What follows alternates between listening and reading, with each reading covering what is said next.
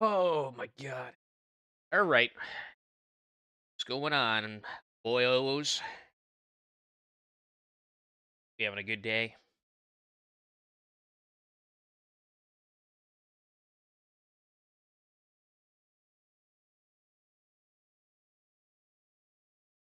Forgot I had this open. I forgot I had this open from like 2 streams ago.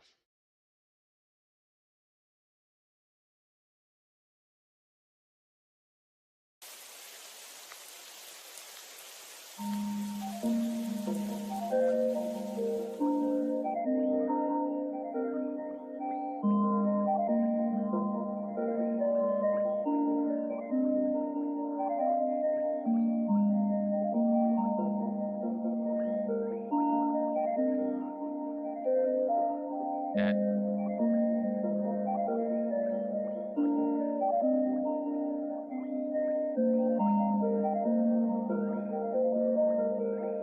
Oh my god.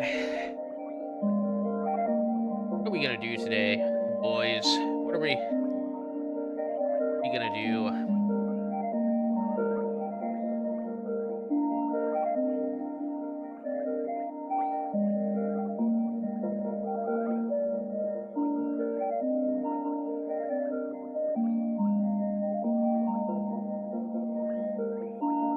To say I haven't seen a quartering post in a while.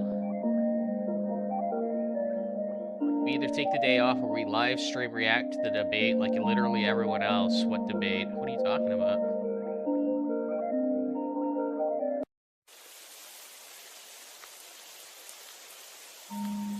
It was Candace cowering before every question. How many hours to how many questions? It was pathetic.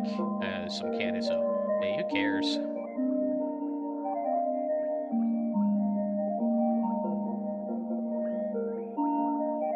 You know what? Actually, I did see something about a debate, but it was from our top Israeli here in NUX Taku. Apparently, Asmongold debated Hassan, which I don't believe that's fucking possible. I don't believe that's real.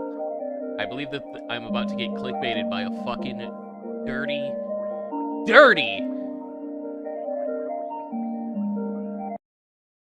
we'll go with Israeli. We'll go with Israeli. Now, the Muslim community, well, they're not very happy about the fact that people are starting to notice their takeover of the country. Now, for the last while, I have seen the right be incredibly principled in regards to not being Islamophobic. And recently, as the Muslims continue to conquer, the right is like, we actually don't really want to get conquered, to be completely honest with you. Now, again, it's not every Muslim, obviously. I want to make that distinction. Deep-hitting philosophy. Actually, sir, we would like it if you didn't conquer us. The radical Muslims are the snake in the grass. The Muslims at the grass. Anyway, so breaking news. Hassan Piker says he wants to, quote, destroy the white race. I covered this in my previous video, but the discourse got way hairier ever since then. Of course, people are responding. Breaking news, foreigner hates white people.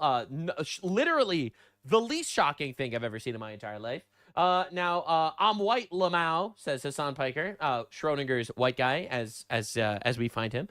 This week on Hassan, 999.6% cooked, some would even say. All right, so... Bro, even the Jew, like the Israeli VTuber shekel-pinching motherfucker is talking about white replacement. What is happening here?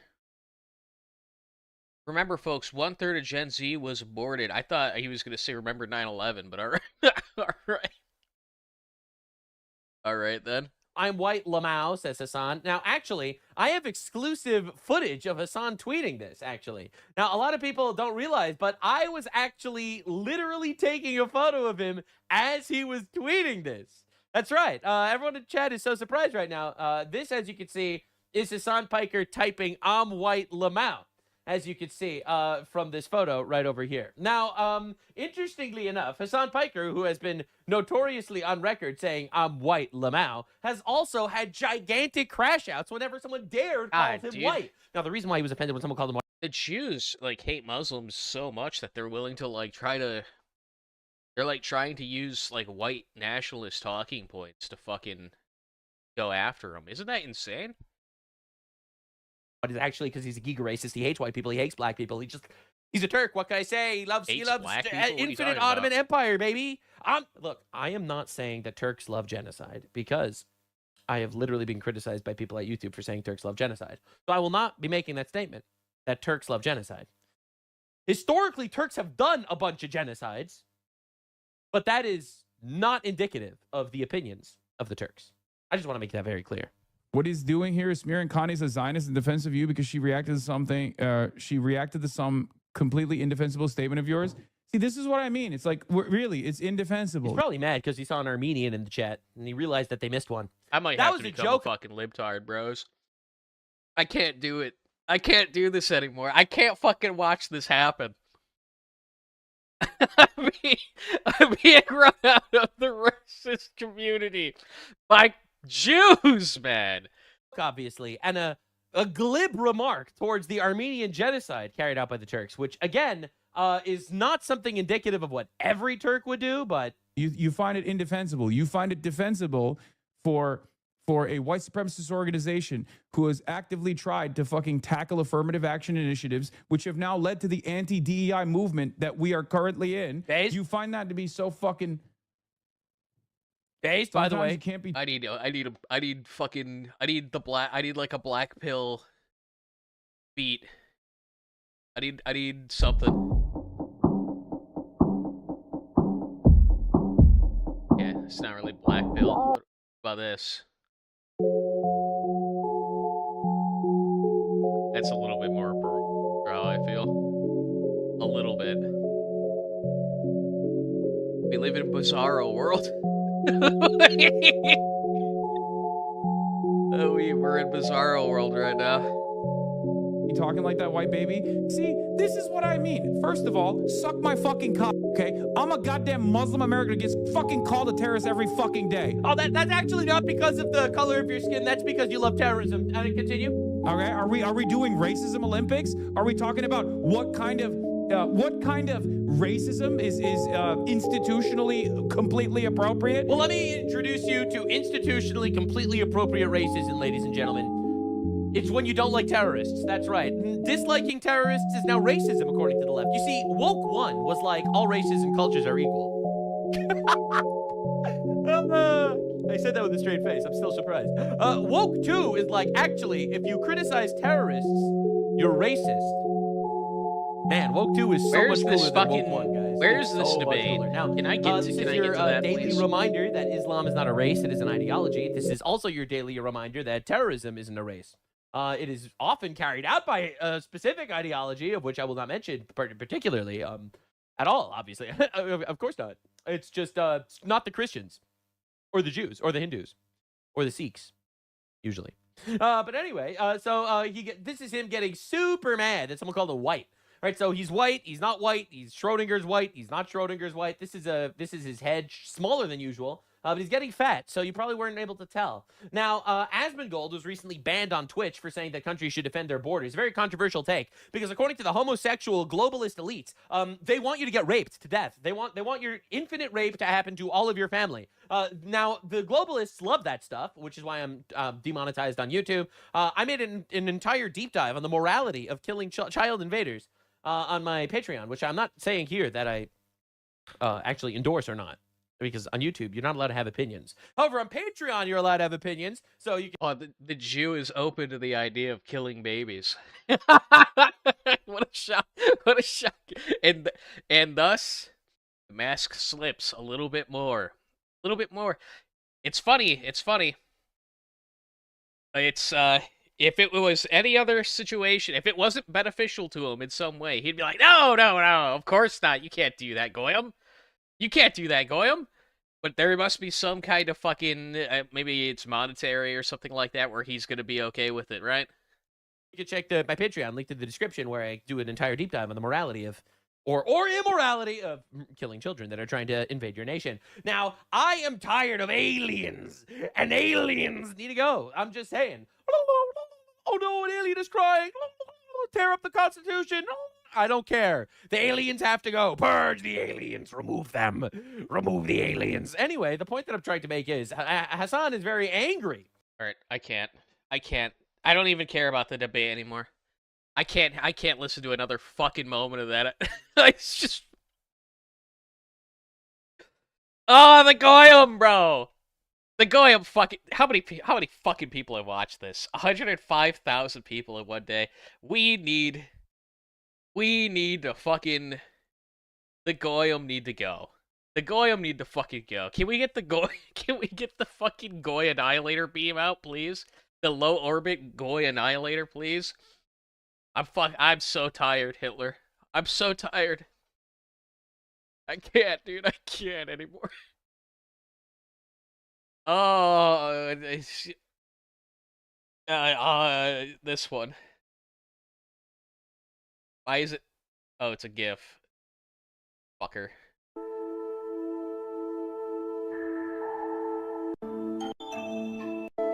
No, no. I need.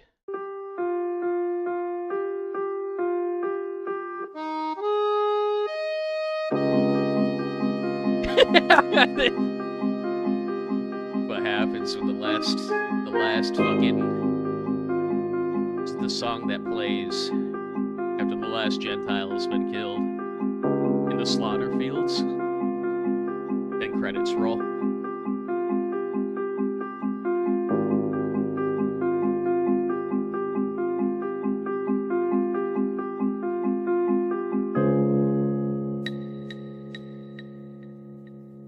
NUX's rally? Yeah, we were just talking about that.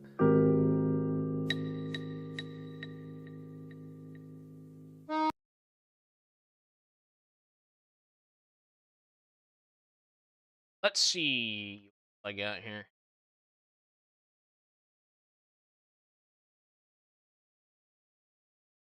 Did save a video. CEOs are saying these kinds of things. For the past got more stuff. couple of months, I have had a few comments on my YouTube channel that I pretty much have to address right here and right now.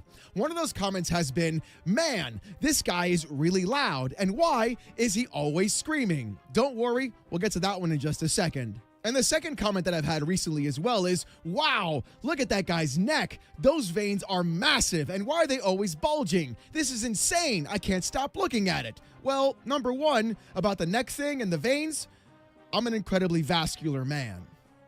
If you know, you know. So, and to go back, he's like a cock. He's all veiny. The hell? to the earlier Why are comment you telling me about how veiny you are? I'm Hispanic, and that pretty much means I'm basically just this volume all the time at any occasion. This is me whispering. What? Yeah.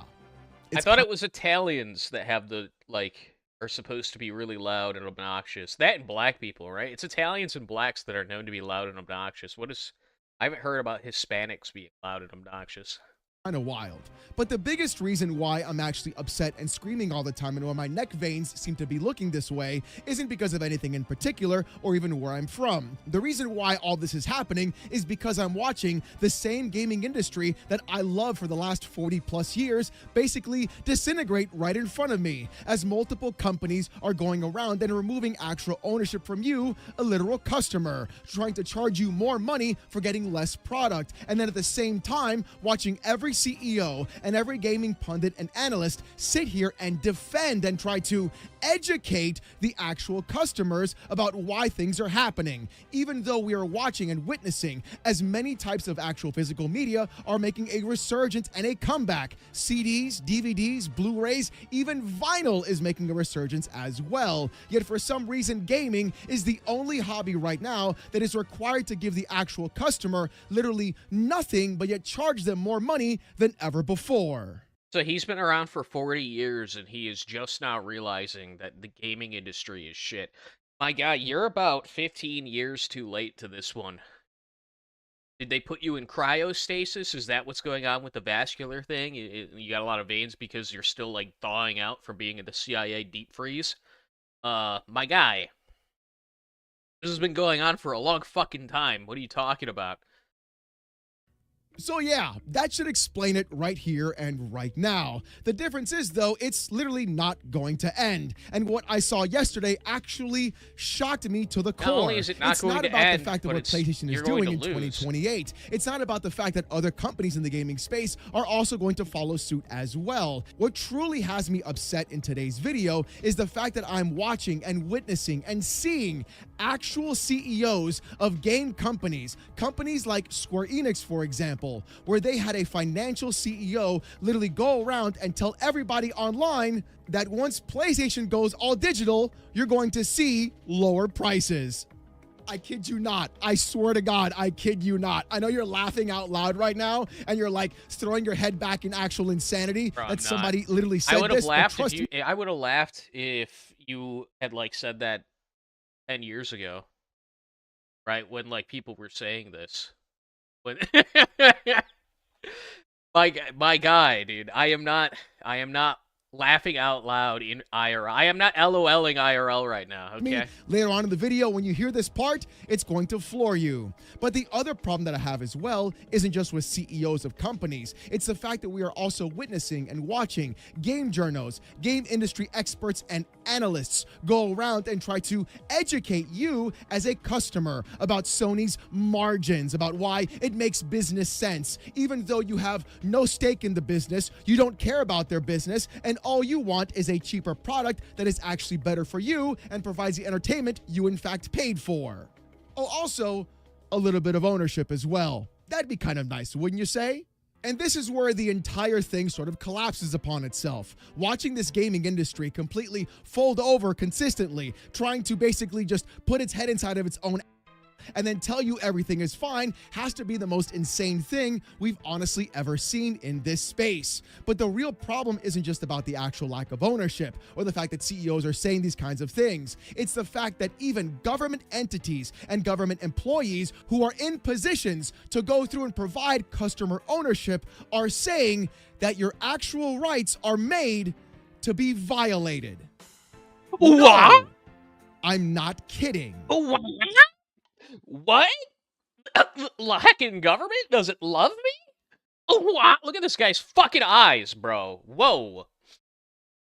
What is going on here?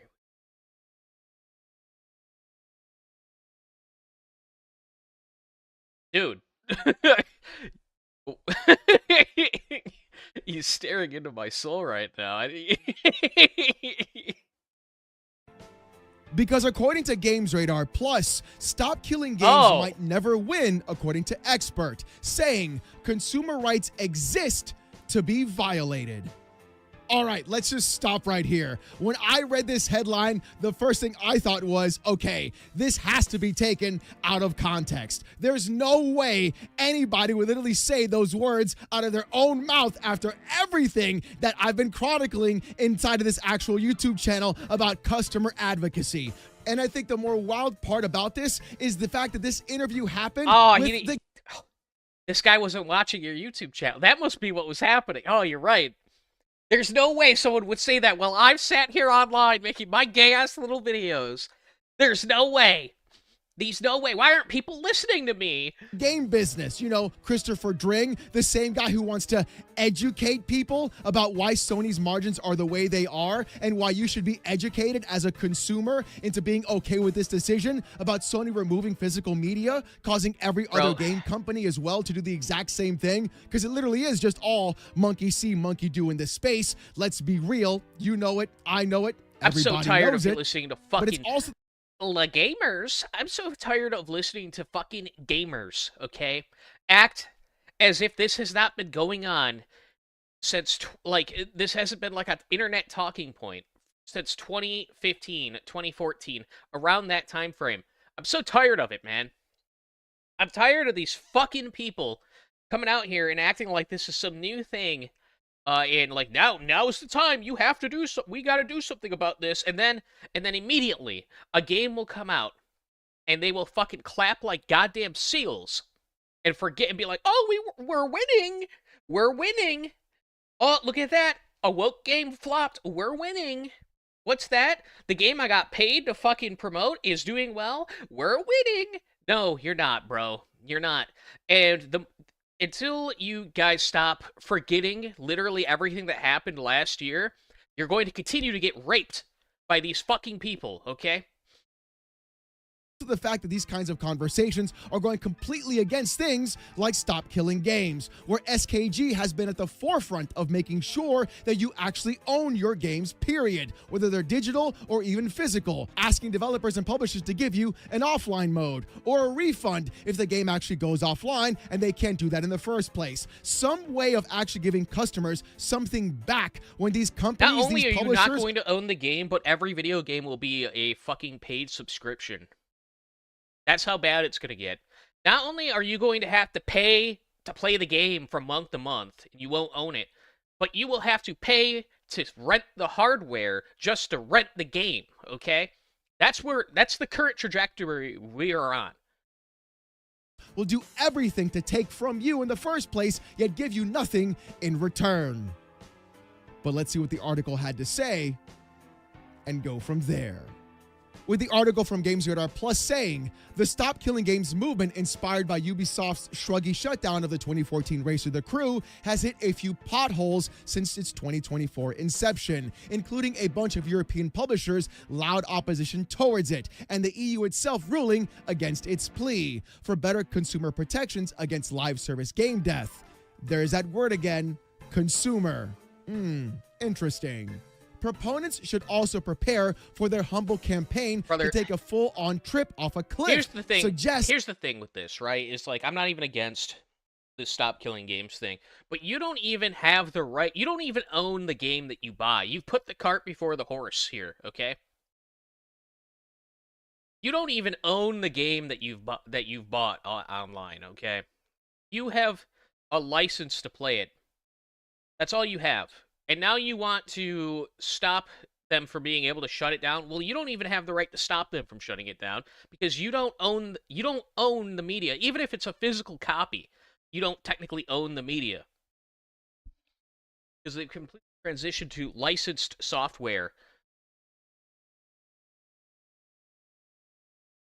So like you're reaching for something that's far beyond what you're even able to buy, like even able to do right now. What you already have an established right to. So like, do you see what I'm saying? Where like you are skipping a step here. You're skipping a step. Flux Digital Policy video games policy expert, Dr. Celia Ponton, since what it wants might be a legal impossibility. So I decided to go ahead and do a little bit of research. Apparently, Flux Digital Policy is a consultancy firm for the gaming industry in the UK. In fact, their About page says this. What we do. Tech regulation is undergoing big changes, which means that game companies need to up their engagement with live policy issues, whether that means getting involved for the first time or building an existing strategy. We're here to help.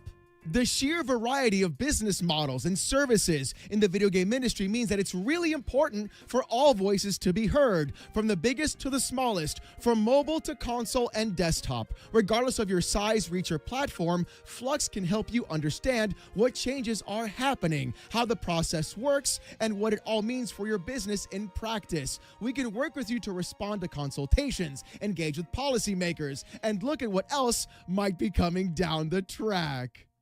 If you haven't caught on by now, this consultancy firm is not on your side as a customer. They are on the side of publishers and developers trying to understand what policies are going to be pushed in the EU or the UK in order to go ahead and have actual strategies to get around those actual policies themselves. Literally, that's exactly what they do. It's on their About page. They just said it themselves. They're going to help guide you through this process. They're going to make sure you have a strategy for any sort of issues that come up on their way legally. And it's exactly what Stop Killing Games is trying to do right now. They're trying to make sure you have ownership through legal means. And the thing is, this company and this consultancy firm is doing everything they can to make sure it doesn't happen. But let's keep going in the article and see what Dr. Ponton had to say. Ponton posits during a recent interview. You're not going to have like any allies anywhere. It's the largest media platform in the world. That means you're going up against an industry that has more money than fucking Hollywood, okay? They currently have a larger audience and a larger gross revenue than fucking Hollywood. And you are sitting there thinking that you're somehow going to take it on, especially with your fucking dumbass libertarian values. These fucking people you can't seem to, like, abandon. You are not going to win against these fucking people, okay? You're going against an entire multi-billion-dollar industry.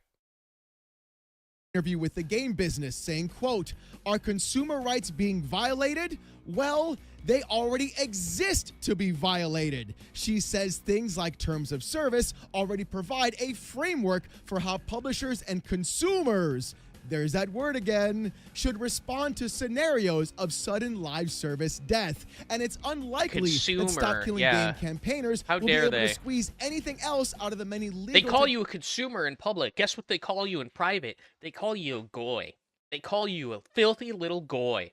Technological and video game industry standards working against Consumer them. is putting it lightly. Okay, usually I'll do like a couple of paragraphs and then I'll give my point about what's going on, but consumer rights exist to be violated? I'm sorry. Are we just saying the quiet part out loud? Oh, he's yelling again. Oh, he's loud again. His neck veins are bulging again. Now do you understand why? The terms of service that you agree to when you start up a game, it's not there for you to make sure that you own the game. No, it's not for your protection. It's for the protection. Dude, this reminds me of when, like, my grandfather discovered TikTok, okay?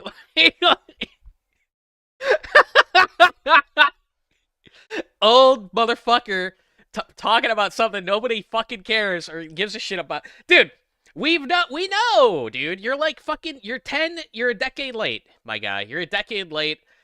We know. You're getting mad. Listen, we've all been there, but it might be time for you to put the fucking iPad down, Grandpa, okay? Like, it's honestly, you're being kind of cringe. You're being a little bit cringe right now. Publisher. Listen. In my opinion, frog posting's still based and cool, right? But a lot of people would say, excuse me, frog posting in 2025? Are you out of your goddamn mind? Like, okay, Unk. Developer to do whatever they want with that Grandpa game discovered at any what a time fucking they Pepe want. is. It is literally violating all of your consumer rights. Dr. Ponton is actually admitting right now exactly why Stop Killing Games is so incredibly important in this space. Brother, what are we even doing right now? But there's more. Maybe some people should be killed. I kid you not, there's actually more. With Dr. Ponton saying, quote, I understand people's passions behind it, Ponton says about Stop Killing Games, and that they want to continue playing a game that they have particularly loved or enjoyed and invested time in. And I can see exactly why that is important to an awful lot of people. But it takes more than conviction to overturn the many reasons IP holders are allowed to end access to a game you paid for, but they really own. Ponton describes a, quote, mismatch between what the public might be calling for and what is possible, not necessarily just technologically, although there are some barriers there, but also when it comes to how existing legislation actually works. She assures that video game policymakers are, quote, seriously and I think fairly intensely discussing Stop Killing Games demands, but Ponton also emphasizes how legally complicated achieving them would be. Okay. She just admitted and told you you don't own your video games. She just told you that. You don't own anything, not even the license to play the game. She just said the publisher and developer owns the game even after you've made the purchase. You don't really own the license either. It can be revoked at any time, right? That's kind of the idea of a license, is that like you are granted access to something, right? Like you're authorized to access something. That's what a license is. To do something. So it's right. And that's exactly what I was saying earlier, is that like you put the cart before the horse here. If you want to own your game, well first, if you want them to stop killing games, well first you got to get the right that you actually own the fucking thing that you bought, okay? It's just the cart before the horse. This guy's freaking out like, I don't own video games? Oh, what? No shit, dude. We've known that. We've known that for a long time now. The digital marketplace has been a hot point of discussion ever since it like came about and we did the whole licensing thing. So my question is this: why do I have to make the purchase if I don't own the game? If these publishers and developers get 100% ownership of my money that they're dying to get into their grubby little hands, then I should have 100% ownership of the game that I purchased from them as well. They don't get to come into my house, into my domain, and take away what I bought with my money. Oh my God, what a revolutionary idea. It's almost like that argument. I've never heard that argument before. Brother, this ain't how you do it, man. This is not going to work. You can scream that until he's literally screaming it until he's fucking red in the face, right? It doesn't matter. This is the same dude, this argument has been thrown around for so long now, and you just regurgitating it here fucking, 2 decades after we've had this discussion. It ain't helping, brother. It ain't doing nothing. This argument has lost, okay? It did not win in the court of fucking big money. Cage for them to go through and be like, you know what? You don't own this. We do. Even though we also own the money you gave us now, that's still not your thing. That's not how this works. And that's exactly what every gaming company is dying to do. Remove ownership and access from you as a literal customer. And the crazier part is, it's not just people like Dr. Ponton and the Flux Policy, whatever the hell they want to call themselves, going around and literally being an actual narc for the gaming industry. Why do you think people like Steam so much? Because they know exactly what's going on in that background. What are you talking about? Yeah, people like Steam because Steam is like probably the most consumer-friendly gaming company that there is. But what physical media do you get from Steam? You're sitting here bitching and moaning about digital media and only having a license. What do you think you're buying when you buy a game on Steam? My fucking guy. What are you talking about?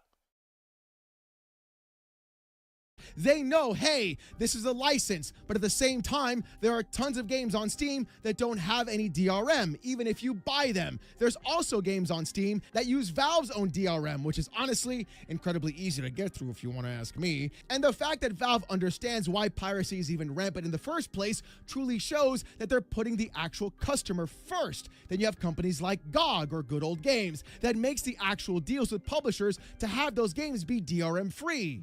But ladies and gentlemen, when I tell you it's not over yet, you need to have a seat. You need to sit down for this one. Because when you hear... Steam also just sells broken games, says somebody in chat. Yeah, they sell games that don't even work on modern hardware. Yeah, I'm aware. But it's not just that. He's acting as though like Steam has any say in what like developers put in their games. If Steam will sell a game with whatever DRM it is packaged with, it comes with it, man. Like, you could make the argument that like Valve games, specifically Valve games, like don't have DRM or like have very easy to break DRM, whatever you want to say.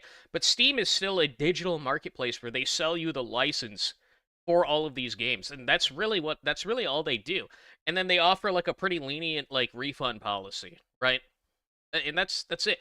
And people like that. It's because Steam is a marketplace that is predominantly user-friendly, right? And they don't really give a shit what you say. Play a Steam game, play like Dota, you play any fucking Valve title, and they'll let you pretty much say whatever the fuck you want in their games. They don't give a shit. They're not going to ban you, right? And it's the same for most of their platform where they actually let people talk. And that's why people like Steam. But to say that like these license people like Steam it's ridiculous, because that's what Steam is selling. They sell a digital license for a fucking game. Hear what a CEO of Square Enix actually said about what PlayStation is doing and what he thinks is going to happen? Honey, you are not ready for this. Because also Sister, you are not going to believe this. Okay. Saying Sony killing PlayStation discs will make the PS Store cheaper. Former Square Enix financial exec says. with the article saying, on Twitter, Jacob Navak, director of business development at Square Enix from 2010 to 2015, commented on the nature of video game pricing, saying, quote, competition between publishers is what drives pricing pressure, not competition between digital stores, he says. This is because publishers set pricing on digital stores. Okay, I had to stop with the article and go to Jacob's tweet because clearly there's no way this dude with 100% certainty said something that's stupid on the internet. Let's go ahead and see what he actually said, shall we? Here's Jacob Novak on Twitter quoting Does It Play. For some reason, I can't see the post, but you can see the post from Does It Play later on if you click into it, I promise. Here's what Jacob had to say. Digital on the PS5 store will likely get cheaper. I explained this several times. Current prices are tied to retail. Without physical discs holding digital hostage, we'll see a larger spectrum of pricing similar to Steam. And if you want to know what people thought about this tweet, well, that ratio is not looking good at all for you, Jacob. Damn, not good. With Noir on Twitter ratioing Jacob Novak and saying, I cannot think of a more take. Good job, man. You broke some kind of record with this one. With No Care Here also replying, you can't honestly believe that. GTA 6's price alone while being digital only proves that won't remotely be the case. Yeah, so Lawberts were once again blown ladies the and fuck gentlemen, out. I Yeah, want to they be very still honest cling to with it. you guys directly gotcha. right now. If you're ever in your life thinking to yourself that you're not going to make it, that things aren't working out, I want you to recognize this moment right here. And this guy became the CEO of finances for Square Enix. You could do anything in life, boys. You could do whatever you want as long as you put your mind to it. If this clown can make it, you can too. Thanks, and Dad. clearly he has no idea why even any of this is actually happening. The problem with PlayStation's own store... This in their motherfucker thinks you're a 10-year-old, dude. This motherfucker makes content for 10-year-olds. What the fuck? pricing is not about digital or physical holding back digital pricing or having a floor. The problem with PlayStation on its own is that in 2019, they stopped allowing other storefronts to carry codes for digital games. They stopped GameStop from selling digital game codes as well to not have a split share between GameStop and Sony, even though they could sell those codes at a cheaper price. Sony is actually going around and creating a literal monopoly in their own platform out of 100 million users. That at some point PlayStation is going to say, hey, you know what? That's enough price gouging the customers. Let's lower the prices now and have better sales. The same PlayStation that said, oh, we're going to do variable rate pricing. That same PlayStation, they're going to give you lower prices. In fact, Jacob... I guarantee you he was one of the people saying this game was so fucking based, bro. Oh my god. It's such a base game. Look at the little cutie fucking freckle-faced girl right here. Oh, it's so based. It's so based. Right? Rate pricing. And here it is. That same PlayStation, they're going to give used you lower against you. Wow, prices. what a shocker. In fact, Jacob doesn't just double down. He goes for the gusto in his next tweet. With Jacob also saying, competition between publishers is what drives pricing pressure, not competition between digital stores. This is because publishers set pricing on digital stores. Competition between stores like EGS and Steam improves the take rates for developers, not necessarily for the players. Here is the price floor of Final Fantasy XVI on Steam over time. You can see how the floor moves downward. It moves downward because as the title competes with other titles, it gains a natural downward pressure. The more PlayStation Store becomes digital only, the greater this trend will accelerate. You will see more sales and dynamic pricing similar to Steam because publishers will compete among themselves to a greater extent. You can't even buy Final Fantasy 2 at like at a discount. They try to sell that shit for $20 goddamn dollars. Can I find this? Hold up. Steam DB. I know this because I've been waiting for these fucking games to get bundled together and go on sale for a while now. Final Fantasy.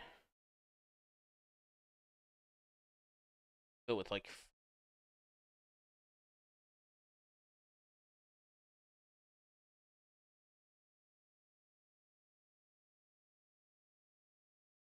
Right? This is Final Fantasy 4. Right? A game that basically has no no copies left, right? There's no physical copies left. So Israeli get 58.99 shekels. Be able to buy this game, and then look, it goes on sale for like fucking $10 occasionally. But other than that, they want 20 damn bucks to buy this game. A game that came out 30 years ago, bro.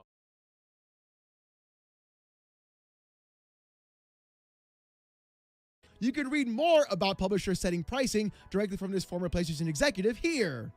And Rurikon on Twitter also quote tweeted Jacob saying this: literally everything we've seen from the market historically proves this to be false. This level of gaslighting should be downright illegal.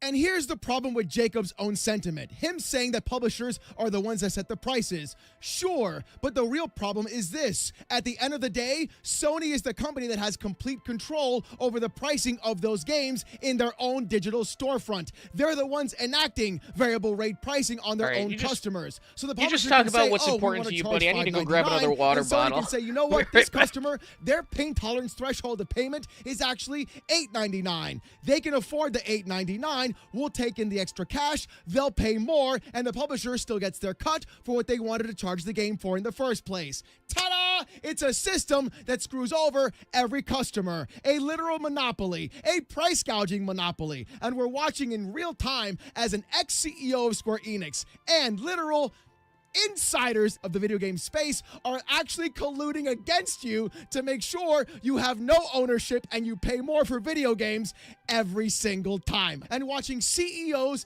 analysts, game journals, and everybody else gaslight you, educate you, and try to coach you on why their margins are more important than the actual money in your bank account that they want to have access to 24/7, 365, and then go around and take the game away from you and give you nothing in return. Man. Taking the hydration pill. And then to make matters worse, yesterday's video about the RAM crisis and NVIDIA and AMD also increasing the pricing of their GPUs too. Brother, we are cooked.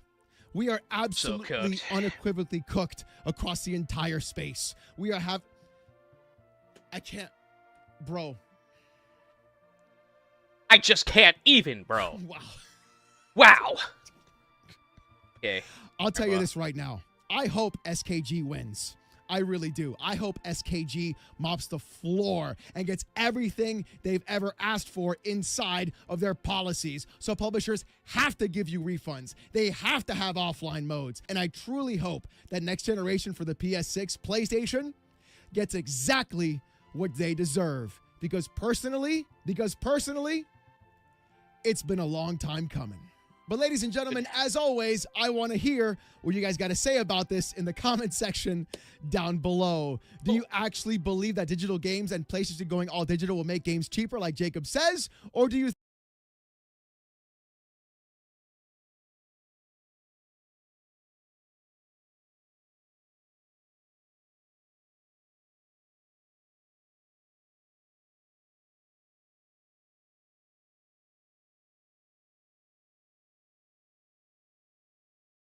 Is it wrong for me to just like wholesale say that like there's 1,275 straight up goyim commenting right here? Like, are these are they all just goyim? I feel like they are. think he's just lying just to defend the actual industry and corporations? And do you also believe that SKG can win? And do you think actual industry insiders like the ones we talked about today even know what they're actually talking about? I want to hear what you guys got to say. And speaking about what you got to say, here's the comment of the day from yesterday's video. With good old Fearless Flaw saying this: they say the industry is evolving, but it seems like we're just paying the premium prices to watch our hobby slowly turn into a subscription-based waiting room for the next microtransaction. Fear, as always, my boy, you are in fact the absolute man, and that is absolutely perfectly worded, more than anything I could have ever said in this video. And once again, it just goes to show that my community is literally a bunch of demons, and I love you all for it. But as always, if you guys want to see, Say they're probably soulless, but I don't know about demons. I'm sure they're good people, all right? I'm sure that they're good people. Let's not call them demons. They may in fact not be sentient. Okay, they may be lacking in soul. God, I'm fucking so tired of hearing these fucking people, man. Oh my lord.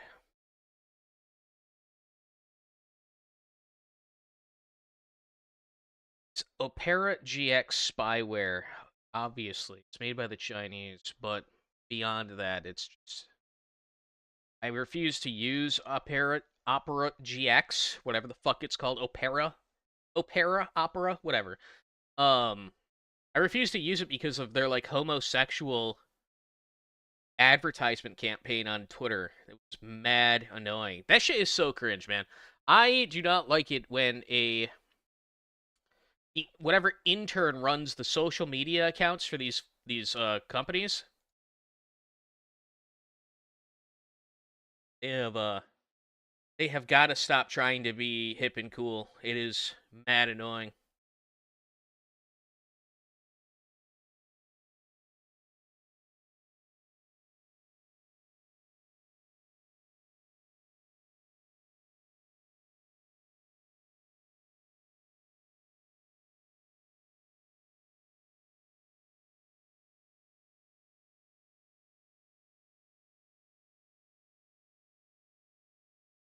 American History Z is out now. The links will be in the comments and description. There's a particular trend in American politics that both sides can't seem to ignore for much longer, and that is the rise of How's it going? I am socialism in the United fatigued. States. I have To many goy on the fatigue. left, this is great. To a great deal of the right, it is the very thing they've been fearing for the last 60 years. And while the question of American socialism is perhaps the most over-considered topic in the history of the American right, things are indeed starting to feel a bit different. Because we're now seeing things happen in actual reality, which suggests that the rise of American socialism is no longer merely relegated to the imaginations of overly emotive talk radio hosts. It is true that socialism is gaining ground in America, both as a top-down formal ideological strategy being implemented by the highly organized DSA, but also through bottom-up grassroots momentum. Because much of the executive functions of American socialism are done behind closed doors, the right mostly forgets about it altogether. It is only when these efforts culminate in a particularly absurd yet volatile event that we hear anything about it. And yet, one such situation recently sprang up that should serve as a reminder that this tide is indeed rising. Most people aren't even aware that in Madison, Nobody uses the Wisconsin, kick, after Winston. the police killed a man with 8 prior convictions who had slashed one of the officers with a knife during the scuffle, leftists subsequently decided to set up an autonomous zone, similar to the one in Seattle during 2020. It's amazing how covert the leftist media can be in their protection of these sorts of things. And while that coverage might nominally suppress how much the average right-winger ends up caring about it, allowing insurgent actions like this in American cities is an unbelievably dangerous norm to let cement itself. Simply because it's not front-page news is not an excuse to disregard it. They're never going to situation in understand it. Madison The and average the person correspond- doesn't. The average person doesn't like dip their toes into any sort of politics outside of what they see on the right. Most people are totally tuned out, and they could not care less about politics. They are disconnected from it completely. lack of any serious responses They find it proves once boring. again that boomercons have no capacity to take any of these threats to our nation seriously. It's not just boomers. Despite It's their not just impotent- boomers though. Like the average Zoomer probably doesn't give a fuck either. It's a very small sect of the population that actually keeps up with politics or knows anything about politics. They will generally feign some level of concern, but it is always entirely insincere and vague. Whether it's the White House posting about the rise of communism on X or a monologue from a Fox News talking head, the boomercons are usually the first and loudest demographic to assert something like communism is on the rise. But at the same time, this is the very same demographic which will simultaneously dismiss any real possibility of socialism genuinely taking root. Well, they don't. It's a yeah. strange contradiction to see Well, they play don't out, understand. because while they're happy to sound the communism alarm over the election odds of Abdul al-Said, they're also apparently incapable of seeing something like insurgent coordinated chaos as being an actual threat to the nation. They'll vehemently denounce Well, it's not just that, but they also don't realize that like a lot of the there's a lot of things that are like naturally being pushed by communists that they probably also believe, right? Um, like anti-racism and whatnot. So it's just it's they just don't really quite understand what they're up against. And the boomers specifically were totally mind raped by media by TV. The news, the mainstream news, dominated their entire. Like, dude, these people grew up with like television as babysitters. You know what I mean? So they're just kind of they're hopeless, man. They've been indoctrinated since they were a child, and there is nothing you can do that will sway them. socialism on stage during their Turning Point USA speech. They'll even swear their undying devotion to its destruction. But when they're shown what Karlin Borisenko has managed to uncover, they refuse to even engage with it. It's as if they can only perceive it through the context of media. They have no ability to comprehend what is really going on here in reality and where this ultimately leads, also in reality. Cities can be overrun and declared mutinous to the US government, and yet the boomercons will simply scoff. I think that we see this sort of reaction so often from them because fundamentally they cannot actually imagine anything genuinely affecting their way of life. They believe that no matter what happens, there will always be some magical backstop that retains the status quo. They are entrenched in the "it can't happen here" nonsense. As a result, not only does this stop them from taking any of these threats seriously, but they also don't end up seeing a reason to actually understand what is driving the trend. Their certainty is what Yeah, prevents that. there's definitely Even when they're that. forced to reckon with such a concept, the best they can do is deploy their own theory of mind. They simply reason out their individual logical model for the world and apply it to. I'm gonna talk about like something that's actually happened in my life, right? So I was talking to my grandfather. This was a while ago. Okay, this was back before, right before it turned into 2020, right, and right before COVID made it to the U.S. Right, I was a guy on poll. I was very up to date on what was going on with COVID. Watching the COVID streams from Medicare and whatnot. Everyone back then, you have to understand when we were on 4chan, the right wingers on 4chan, what we saw coming out of China was them like burning bodies and welding people into their homes and people in fucking hazmat suits walking around with guns. Those were the videos coming out of China at the time. We thought COVID was like gonna be really fucking bad, okay? We were all kind of freaking the fuck out. So once it got here and we saw that it was like just basically the flu, everyone obviously was like, oh, it's not even that big of a deal. And they obviously pivoted their belief for the most part, almost everyone. At least I did, right? And I had warned a lot of older people in my life, specifically my grandfather, that like there's a fucking there's a serious disease breaking out over in China. It's gonna get here any time, and we should really, start preparing. You should go out and buy some supplies in case society kind of grinds to a halt, right? He fucking started laughing. And that's not even it's more shocking that it was like my own fucking family, right? Laughing in my fucking face when I tried to warn them about something that was coming. But pretty much that was the reaction that like every boomer had that I told them. I told them this and they fucking all like bursted out into fucking laughter. Absolutely fucking brain dead. They really do have the mentality that nothing bad could happen to us here. We live in America. That kind of stuff doesn't happen here. You know, I saw that in a Hollywood film. What are you? Not real. Couldn't possibly happen here. So you freaked out at the right time. People should have locked the borders at the beginning.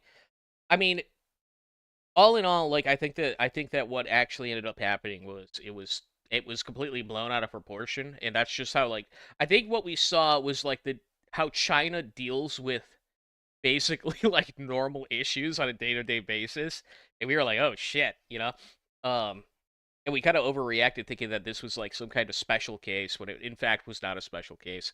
So, and then our government, everyone started freaking out once it got here, and they completely overreacted, just like we did. And that's how the lockdowns came into effect and why it lasted for so fucking long. But yeah, like it seems it. I remember it was very funny because like all the right side, right, like the internet right, completely shifted. They completely flopped to the other side of the aisle once it got here, and it was very obvious that the thing was not that big of a deal, right? And the libtards who were like, "Oh no, we got to leave the borders open. It's racist to close down the borders because of some flu," they completely swapped to the other side. We're like, "Oh my god, this is such a big deal. We got to do something about this. We got to shut everything down. Got to shut the whole economy down." It just like it was just a total. Everyone got up from their seats and walked over and swapped. They just swapped sides. Very funny. But yeah, like back then, everyone was freaking out about COVID. And if you try to tell any kind of like boomer libtard about COVID, they would straight up laugh in your fucking face. And it's because they have that mentality that he's talking about is it couldn't possibly happen here, right? That kind of stuff only happens in the movies. It happens in other parts of the world, not here. Everybody. As a result, anything that would fall outside of their own model becomes an impossibility to them. They think back to when they were liberals in college and conclude that these must just be ignorant and spoiled, yet otherwise good kids, simply misinformed. They can't bring themselves to consider the fact that these people have an obvious bloodlust, just as all communists have had. And given that they project their wimpy, useless 20-year-old idiot selves onto these socialists, they then conclude that this incompetent faction could never manage to ultimately secure the levers of power. Even the victory of Zoran Mamdani wasn't effective at persuading them that they could lose the country if this goes on. In fact, they viewed Mamdani's victory in the same way a parent watches a reckless kid ride his bike without a helmet. They think that once these policies get enacted and fail, everyone who voted for them, along with the politicians pushing them, are just going to learn their lesson and put their helmet on.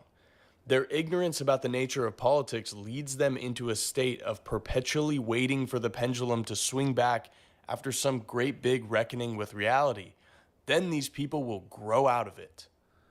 Their worldview is so shallow that the obvious subversion being done by foreigners through the mechanism of socialism that's probably has a lot gone of entirely undetected. people's experience. It is both when it their comes to, like, the self-enforced early ignorance days of coupled with their COVID. virtuous race-blind goggles, which prevents them from grappling with the reality that the rise in socialism among many foreigners is simply an attempt to subvert and seize systemic control through tribal warfare. In fact, Mamdani has even laid this out explicitly. I think that with the interesting thing about our communities here is I think that minority communities, because we have never had representation, we are tied much more to identity. White communities, they've had representation forever. And so for them, their tie is a little less identity and a little more ideology. And so what I mean by that is we have a lot of voters here who think of themselves first as progressive voters. And so we reach out to them speaking about our platform, our progressive platform. And you're very right that you need someone in the middle to be a validator, someone to tell them to trust us, believe in us. We've had that with Tiffany Caban and Cynthia Nixon. And yet the BoomerCon worldview is so They intensely need a token white guy. Is that what this motherfucker just said? narrow that bringing up any concern over ethnic tribalism will at best get hand-waved away and at worst be denounced as evil racism, never to be spoken about again. When boomers can't imagine themselves acting in a certain way, they reflexively conclude that nobody else possibly could either. Therefore, they assert that these people must all be totally sincere in their efforts, as they would be, good faith but just wrong. And this mindset doesn't just apply to their views on communism. This shorthand vibe assessment and then broad extrapolation is basically their entire operating system. And we saw this echoed perfectly in the recent $20 burrito controversy, because rather than take an honest look at current conditions, they just reflexively insisted that it's not even happening. And then the BoomerCon hive mind had to adjust a little bit and decided the best course of action was to pull up the price of a 10-pack of tortillas and a can of beans at the grocery store and insist that we were just too stupid to figure things out. There is absolutely no curiosity which would drive them to assess the material change in conditions from their childhood to now. All we get is pure arrogant, vitriolic disregard. And in the same fashion, if the boomercons even acknowledge the rising socialist tide at all, their proposed prescription is to order truckloads of libertarian economics books to the next DSA meeting, or to simply wait for these freeloaders to get a taste of the real world. But of course, the dissident sphere very much understands that this rise in socialism is more than third world ethnic tribal warfare and ignorant college students. The rise in radical politics is, of course, a response. Loves it. Actually, Hey, yeah. So basically, this is like I saw this the other day and made me immediately think of it. The fucking that Zoran Mamdani clip where he's like, we got to have a white guy there to tell him it ain't so bad. You know, to believe in us, to trust us, right? And it made me think of this fucking clip from Family Guy, other black guys, it ain't so bad. right? Where the military includes like their token black guy to try to get black recruitment up. Hey, other black guys, it ain't so bad. Right? That's Zoran Mamdani's way of getting fucking white people on his side. To have a white guy there and be like, hey, it ain't so bad. One that is summoned by unfavorable social conditions. Radical politics are not the default state. These views are incited. I saw a photo that Harrison Smith recently shared on X, which perfectly describes what I'm talking about. Anarchy is the child of despair. Apart from the cranks, the money-lusting exploiters of ignorance, and the temperamental nihilists, no one wants to go red. Men go red only if they are bitterly discontented. Let a man feel that he is oppressed and exploited, that his employer neither knows nor cares if he lives or dies, that whatever happens, he has nothing to lose, and he listens with conviction to the agitator's vindictive foamings and to the promise of a communist heaven on earth. But the contented workman, with his family, his home, his savings, sure of fair treatment by his employer, secure against accident, is immune to the virus of the agitator. Class war, revolution, blood, murder.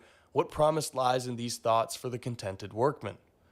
And though it's already echoed, I do think it's important to restate that socialism is obviously not purely a response to unfavorable conditions. There will always be a natural pull toward utopian thinking in the same way that there's a natural pull toward indulgent behavior. You're never going to eradicate that impulse. And even if we were to come as close as possible to a utopia, there will always be spiteful, resentful people trying to reconstruct the social hierarchy to orient themselves to the top. It doesn't matter how just the society is, order will always be fighting chaotic entropy. However, for that perpetual disfigured socialist minority population to expand into a critical mass, there does have to be inciting forces. And all those inciting forces are currently in play now. But as we've seen with their reaction to the $20 burrito, the boomers don't care about that part. They aren't concerned with diagnosing the current conditions driving the rise of American they're more communism concerned with the $20 and Big adjusting Mac. accordingly. No. Guarded by their baseless trust in the status quo and endless progress, they insist that the answer to the ever-increasing destabilizing conditions of the West is more PragerU videos and us just sucking it up and buying their house for 10x what they paid for it 20 years ago. We are their exit strategy. But just as the boomer perspective about No, I mean, it's not just, well, he's talking about specifically the right-wing boomers, but there's a lot of left-wing boomers out there, man. I would say the majority of them are left-wing. And they are, like, actively, they hate communism because they've been indoctrinated by the anti-communism of the Cold War. But they also, like, support socialism adamantly. They can't tell the difference. nature of reality is wrong, so is their perspective on how this plays out. Because the answer to rising discontentment with society is not an economics 101 class and a better work ethic. If they wanted to stop a critical mass of revolutionaries from further consolidating, they would have to offer a society that satiated them. This is why the day of the pillow meme was going around, The right? Like, answer because people is, had had of course, like a better people had deal. had enough Because of hearing it was once these the deal of boomers America, fucking just, which like, sit itself back in their fucking successfully lazy prevented boy an American and crack a socialist beer movement and from just ever really gaining any watch traction Fox during the News, man. mid-1900s. But But as gotten we all tired of it. know, we are no longer being offered that deal. The conditions which once satiated the lower rungs of society have begun disappearing, and with it, you are seeing an ever increasing number of people ready to flip the board. And not everyone will find themselves sorted onto the right. Many will go left and take the socialist route. But at the heart of all this is an inherent desire to flip the board due to unfavorable conditions. The Lots of right-wing boomers have this boomers that are perspective that fucking the these right over. radical Yeah, I politics guess, are a but combination of mass psychosis, immaturity, and ignorance. you have They to insist understand that that even if the boomers weren't here, it still wouldn't be like it still would not be like what you want, okay? Because the vast majority of American politics is trying to appeal to moderates, right? The quote unquote moderates. So you're never going to get like the extreme change that you want to see, that probably all of us want to see, right? Because of the necessity to appeal, get the majority vote and whatnot, right? The majority of people are never going to be in favor for what you want, is essentially the problem that you are facing right now. If you could trick them into voting you into power, then that's one thing, but you're not probably not going to be able to do that, you know? So it's just unfortunately the way it something is. like the Madison Autonomous Zone is basically some toddler's little temper tantrum. And in some ways, it perhaps might be, but that doesn't really matter because the angry toddler is still pointing a loaded gun at their face. If they understood the situation at hand, they would take it seriously as a result. But obviously, they don't. And instead, they remain in a perpetual state of calmness and comfort as they repeat the line that socialism doesn't work, the experiment's already been run.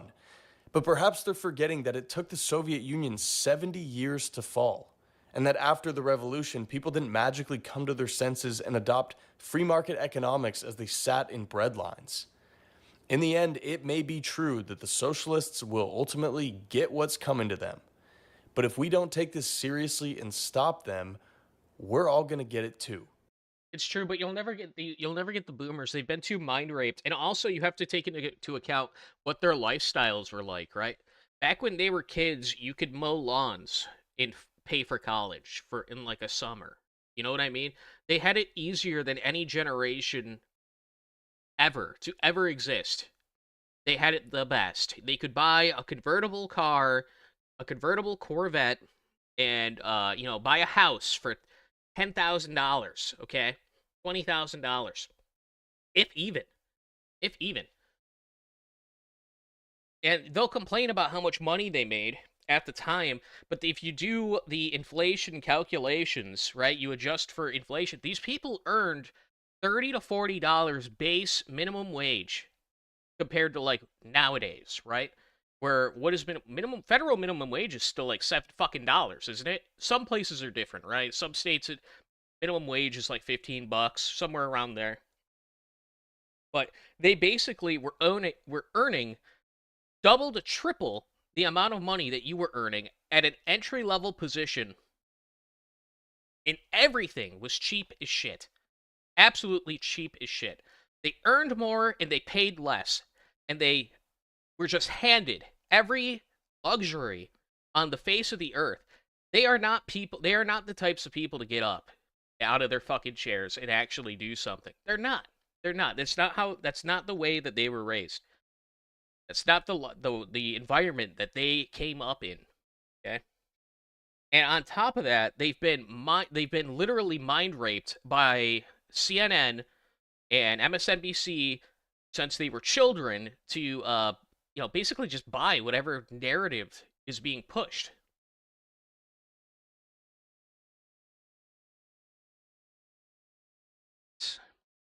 They're just hopeless. They are hopeless people.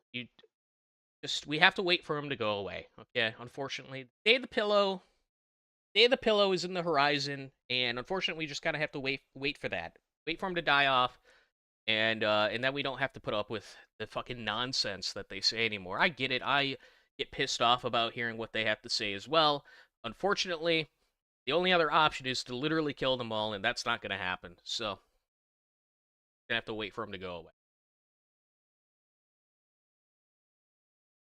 Other news. I learned something today. I learned that I learned that you could say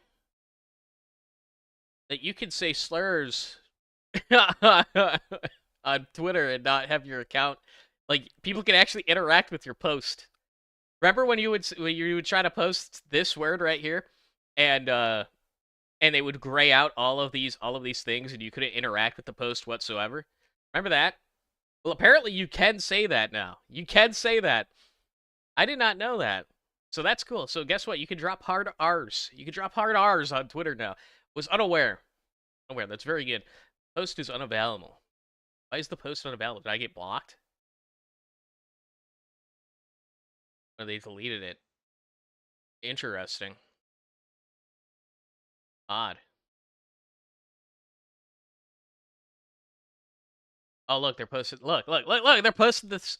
Look at that. See? Look. I played that a few days ago for you. Intro.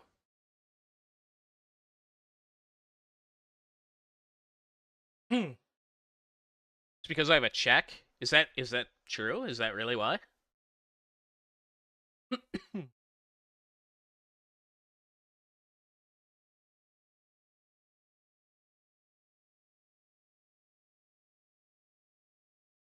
Elon Musk doesn't get it. Or another right-wing quote. I would not like to. I don't want to watch another one. I don't want to watch this short.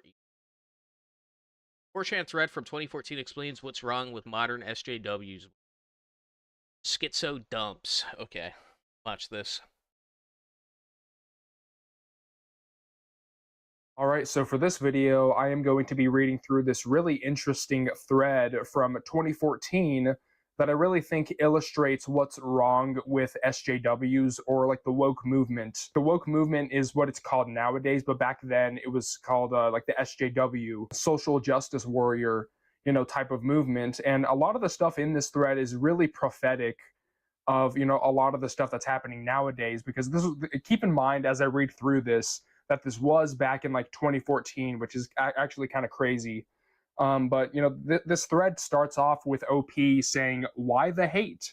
What is wrong with social justice warriors? What do you have against us? We are fighting to end hate, to unite as one, and to love each other. We are fighting to be treated right without discrimination, and for everyone to have equal opportunities. So why? Why do you hate us? Why do you want us out? I don't understand." And then this Anon responds by quoting OP with the green text, "We are fighting to end hate, to unite as one, and to love each other. We are fighting to be treated right without discrimination, and for everyone to have equal opportunities." And Anon responds with, "Bullshit. You have no quantifiable metrics for injustice, so you have no victory conditions. For a very simplified example, when blacks hold X% of all engineering jobs and are only Y% of all prisoners, racism is ended. That would be fine by itself, but you believe in fighting injustice with injustice. Gays have historically been denied gay marriage. Let's get random CEOs fired for opinions they held 6 years ago. You don't seek converts. You seek to punish and bully. Straight white males who disagree with you must be purged and publicly humiliated. Even the jihadists will spare you if you convert. No apology or God. future correction. A little bit of high effort posting. Yeah, dude. I miss the old days where like you could actually have conversations with people. Will satisfy an SJW. I could forgive that too if you weren't all hypocrites and liars. Your treatment of women and minority dissenters is appalling. If they don't want you acting on their behalf, that's their choice, not internalized patriarchy or whatever. You rob them of moral agency. When called out for these behaviors, as you always insist on calling out others, you lie. You straw man your opponents. Criticized a woman, misogynist. You group them with the worst. You're a gamer, you're as bad as the anonymous threateners. And when confronted with your own flaws, you restate them less threateningly. Ma and Bailey argument. You phrase all arguments as Kafka traps. Disagreeing with your assertion that we are evil is taken as proof that we're evil. You publish misleading and manipulated statistics, then lambast anyone who questions them. You insist on vigilante justice against random acts of the week. This is actually like a really good video because I was talking about how like the first guy we watched, right, where he was like bitching about the game industry. And I was saying like, "Oh my god, what an unk. What Grandpa found Facebook, guys. Like, Grandpa's on TikTok now. He knows about all the shit you were posting about like 10 years ago.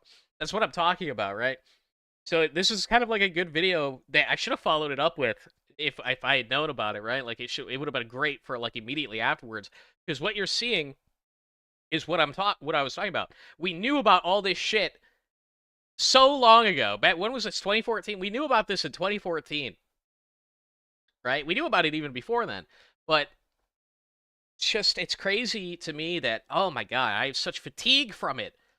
You see it for years, man, and years and years and years, and you just cannot believe your eyes that people are still like talking the exact same way and making the same fucking dumbass arguments the exact same way.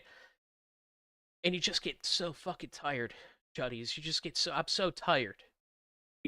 Why is it the NFL's business to punish domestic violence? And if it is their business, why isn't Hope Solo receiving the same attention from your side? 1 out of 2. And then the next post says 2 out of 2. Then you claim to be arguing for equality, but you've taken the idea of racism, hatred based on skin color is bad, and replaced it with a new concept where only one race can be guilty of racism. You excuse racial prejudice and hatred based on what I've already explained are arbitrary, unmeasured states of being. Your solution for the unequal treatment of whites and blacks is to hold whites to a higher standard. Your side lobbied the FBI to redefine rape so more women victims would be counted, but also so that made to penetrate does not count, leaving male victims in the cold because male privilege, apparently. Historically ignorant SJWs think whites hold collective guilt for the awful things our ancestors have done, but they don't care about the unspeakable atrocities by other races. The only difference between whites and others was that whites had the social and technological prowess to do evil efficiently. Africans, Asians, Indians, and everyone else practiced genocide and slavery. They were just less adept at doing it right. Given the means, they would have done the same, but nope, only whites are guilty. Arab oppression of blacks and Caucasians never happened. Not to us, nope. I've been lucky enough to grow up in America, so this shit is new to me, but I'm descended from Puritans, and I know my history. I know how they treated dissent. I also know how commies treated dissent. I grew up next door to a grizzled old Russian who barely avoided the gulag by smuggling himself out of the country. I know what you petty tyrants have turned into every time you gained enough power. Worst of all, you turn the very principles of freedom against us. We tolerate you because we believe in free speech and civil discourse, not bullying and violence. But that means we have to watch you advocate against that very freedom. We don't believe in ruining a stranger's professional life over an opinion, but that means we can't punish your actions. And then this next post says 3 out of 2 because I'm having fun here. We believe that the rightness of our actions should speak for itself. You believe in bullying, even as you claim to love the oppressed. Funny how the evil and all-powerful patriarchy has seen fit to act according to SJW whims for all of recent memory, punishing those they hate and protecting those they love. Funny how the evil oppressor males have to speak anonymously, while the SJWs fighting the power can use their real names and get mainstream media coverage for fun and profit. How when a million straight white male nerds get bullied, no one cares, but the minute one hangs himself, suddenly bullying matters. And the solution, of course, is more bullying, but by the right people. That's the arrogant core of it. You do the same evil in the same pattern as so many before you because mob justice, punishing dissent, and repression of others is just fine and dandy so long as the right people are doing it to the wrong people. Eat shit and all I ever asked was to be left alone. That was good. That was a good. Hmm.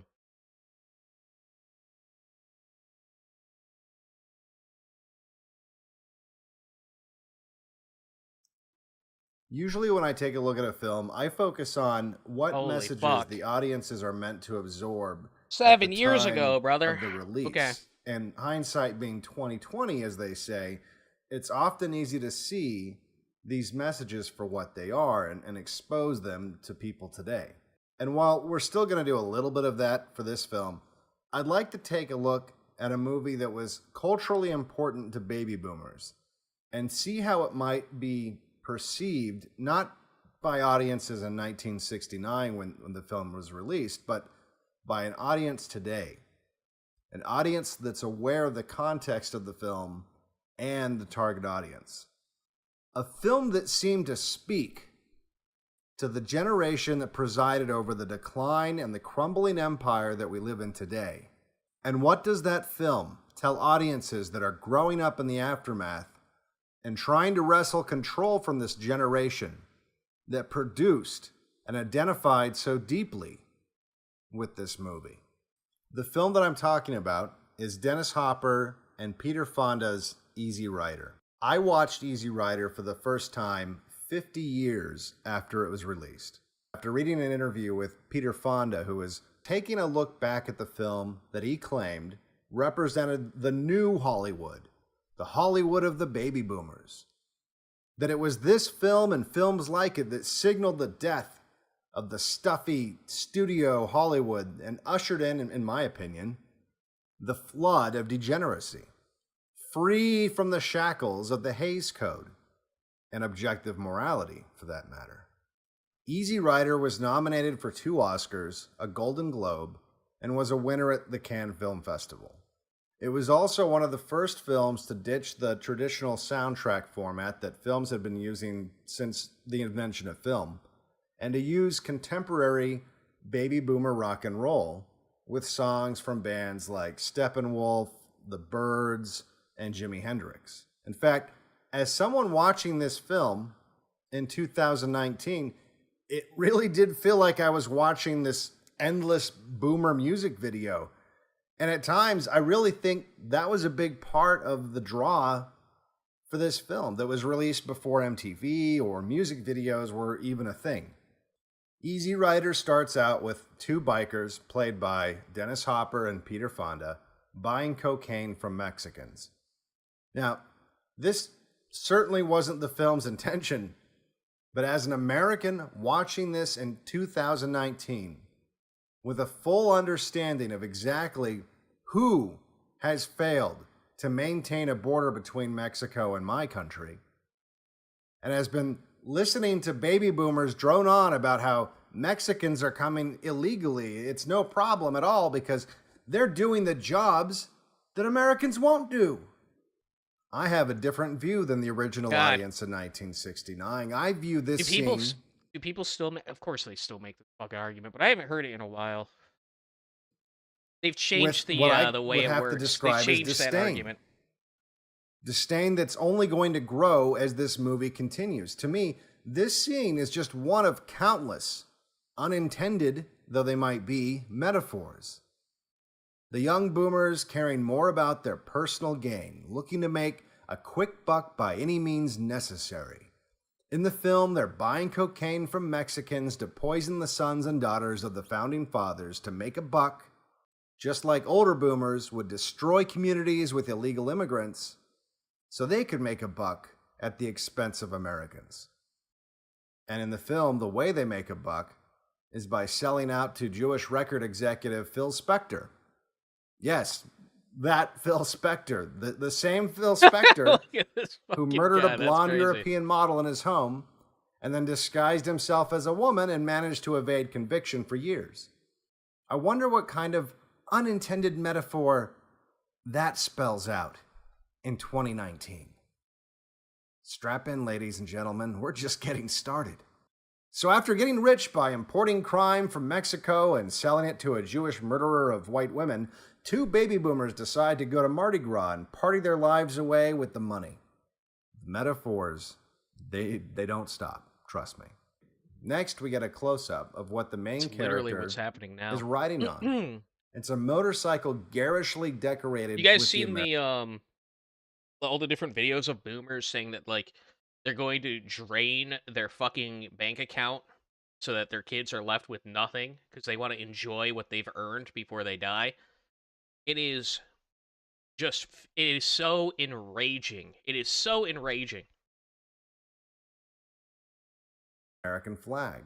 It's He people, man. stuffs this icon of America with his ill-gotten cash, throws away his watch because now that he's sold the country out, he doesn't need to worry about the future, and he rides the American flag until it breaks down. But luckily for him, the two are helped out by a man who has escaped the city and has a homestead, a wife, and several children in New Mexico. This is the one time in the film when I started to wonder if maybe, just maybe, the filmmakers might be more self-aware than I first imagined.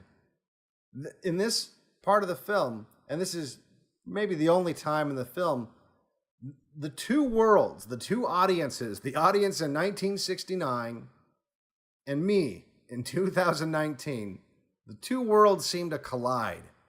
Peter Fonda's character, the one who rode the American flag stuffed with cash until it broke down, looks at the homesteader's life and seems to admire the man for what he's built. He tells the man that he should be proud, and you really get a sense that there's a part of him that wishes that this was the path he had taken. Which, to be honest, only makes me angrier and hate the characters more. I can no longer view them as ignorant, drugged-up hippies aimlessly wandering through life with no direction. Because of the compliments he gives the homesteader, the only thing you can conclude is that he knows this was a choice, a good choice. But after taking from that man what he needed to ride his money-stuffed American flag and eating the man's food, they continue on their way to Mardi Gras to the sounds of boomer rock. Next, the duo picks up a hippie hitchhiker, and they take him to where he's going. It's a hippie compound that is in stark contrast, a contrast I find equally hilarious and irritating, to the homesteader's ranch. Instead of a man who's productive and the patriarch of his family, a family that is governed by his order, and an order that has produced surplus that allows him to help these two random strangers passing through, the hippies live in a complete lackadaisical chaos. Children are running around aimlessly, everyone's doing drugs and having sex. The hitchhiker explains they didn't even get the crops planted in time, and now they're running out of food. Half of the members of the compound are performing obnoxious, impromptu performance art plays for an audience too stoned to notice how terrible it is, while the other half tries to plant crops I might by have to watch this movie. wandering around in the dirt, tossing seeds recklessly onto the ground as they're high as kites. It's like a boomer Lord of the Flies, an entire community of rootless Woodstock attendees making love, not war, or food in the wilderness. Almost Completely every lost, resident yeah. of this clown show reaches a level of hippie that kind of incites violence in reasonable people. And after mingling with this commune, very respectfully, of course, what they're doing is very revolutionary. It's very awe-inspiring. But alas, after a few days of constantly smoking marijuana and having sterile sex, the two continue on their way to Mardi Gras. Next, we see the first of many instances where the film will repeatedly demonize white Southerners and frame them as the real enemy of the people, the enemy of the generation. They are the opposite of everything that the boomer stands for. They are racist, sexist, homophobes, prone to random acts of violence and oppression. You see that? Okay, The so two this is obviously like a very old movie, and I've talked about this at length with like the DEI and everything being woke now. Last stream, I was talking about how you haven't lived during a time where the media you consumed wasn't woke. Like, look at how long ago this movie was fucking made, and what he's talking about, right? How it was portraying white Southerners as being evil and whatnot, right? Like, this shit's been going on for a long time, and video games are not a fucking exception, right? Bikers are arrested when they happen upon a small town parade and decide to inject themselves into it rather than respecting the order of the community. And then instead of understanding what they did wrong, they complain about the weirdo hicks in the town. And as they do, in what seems to be a requirement in Hollywood movies today and then, they mock the town's Christianity. While in jail, they meet Jack Nicholson's character, who apparently is the son of someone important in town and also an alcoholic lawyer that was locked up from the debauchery of the night before. They locked him up so he could sleep off his hangover. He uses his influence with the police to get the two out of prison, and they invite him to go along with them to Mardi Gras. He tells them that there's a whorehouse that he's always wanted to go to and agrees to come along. On the way to Mardi Gras, they stop off somewhere in the scary white deep south, in a town basically straight out of Deliverance. And they go to a restaurant that refuses to serve them. The locals at the next table openly discuss what they're going to do with the long-haired gay people that have rolled into town, while the desperate young southern girls drool and fawn all over them because they're so cool they can't help but make overt sexual advances towards them. They're so dude, the fashion of the time was so great. Look at this guy. Dude. Oh, that was considered cool and hip back in the day. Oh my god, what a fucking great, what a simpler, retarded time. Dude, if I saw someone dressed like that, I'd be like, wow, that guy is a faggot. Decide to leave town because they feel like it's dangerous, but they don't go far enough, apparently. And the randomly violent, evil, racist, sexist, bigot, homophobe Southerners go to their camp in the middle of the night and, for no reason at all, severely beat them, one of them, to death. So, for no reason, they beat up the two bikers and murder Jack Nicholson's character. And what happens next is even more bizarre. And I honestly don't even really know what to think about it, other than, well, to be fair, once Jack again, Nicholson it shows kind of how could use a few beatings, and right? free of personal responsibility the characters are. A man they invited to ride with them to Mardi Gras, who was completely innocent, helped them out, got him out of prison, was just murdered for being with them, and there's zero time devoted to what they should do to, like, notify law enforcement or maybe get revenge or something. In fact, there's nothing in the film to suggest that they didn't just leave him there at the side of the road and just keep going to Mardi Gras like nothing happened. The only real tribute they offer to him is after going through his wallet, they find the name of the whorehouse in New Orleans and decide, oh, let's go to the whorehouse that he wanted to go to, to honor him. That's what he would have wanted. That's what he would have wanted. I mean, and this movie's full of jarring edits, scenes that don't seem to, like, really go together very well. And yeah, basically take advantage of anyone you can. I think a lot of that was and, due to this being Hopper's first movie. He just didn't know what he was doing. But even if you account for that, it really strikes me as sociopathic how casually they handle the loss of the beating to death loss of their friend, and just continue on their well, the boomer mentality is journey. Sociopathic in a way. It's So very, the next scene, they get to selfish, the whorehouse, right? They it's rent out almost entirely self-centered. It's kind of crazy. two prostitutes and go on a drug-fueled adventure through Mardi Gras. They eventually wind up doing acid in a graveyard, and the scene that follows. The extent of any morality for a boomer is get mine, right? And then to criticize anyone who tries to get theirs as well. Like, if they don't do it in a similar way, then that's deserving of criticism. I'm going to wag my finger and be like, oh, no, you can't do that. But they have no sense of anything outside of themselves. An extremely hedonistic, sociopathic group of people, and that's why I say like they've been mind raped by the TV. Because if you really follow any of their thought processes down to the conclusion, you hear them say some fucking retarded shit, and you try to apply it to literally anything other than what they're specifically talking about, it doesn't make any fucking sense. Really, it's just reminiscent of every single drug scene in every student film ever made. Just a series of random cuts passed off as artistic. Ideology. In a lot of ways, it's also kind of just an whatever excuse currently to show going the on in their prostitutes lives without their clothes on. So the random pseudo-artistic shots depicting the acid trip goes on and like far longer than necessary. And kind of gives you the impression after a while that it's edited this way specifically for the hippies in the audience who they know are going to get high in preparation for the film. So it's like a little treat for the people that are on acid in the audience. Because other than that, it's just obnoxious. Like, it goes on way too long, and there's no meaning behind it.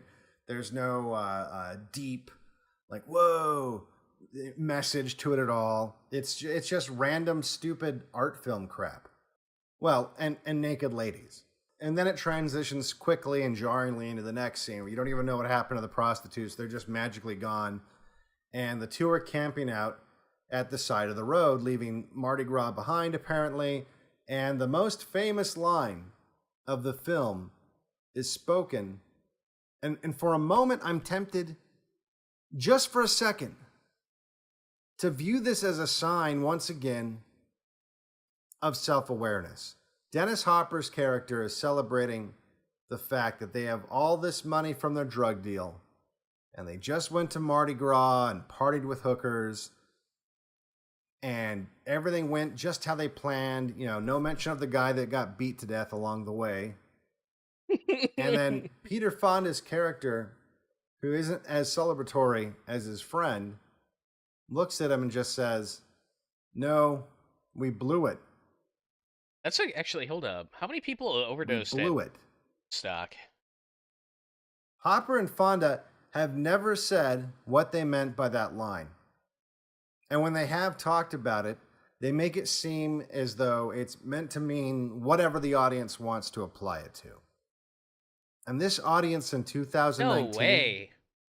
knows Only 3 people died at Woodstock?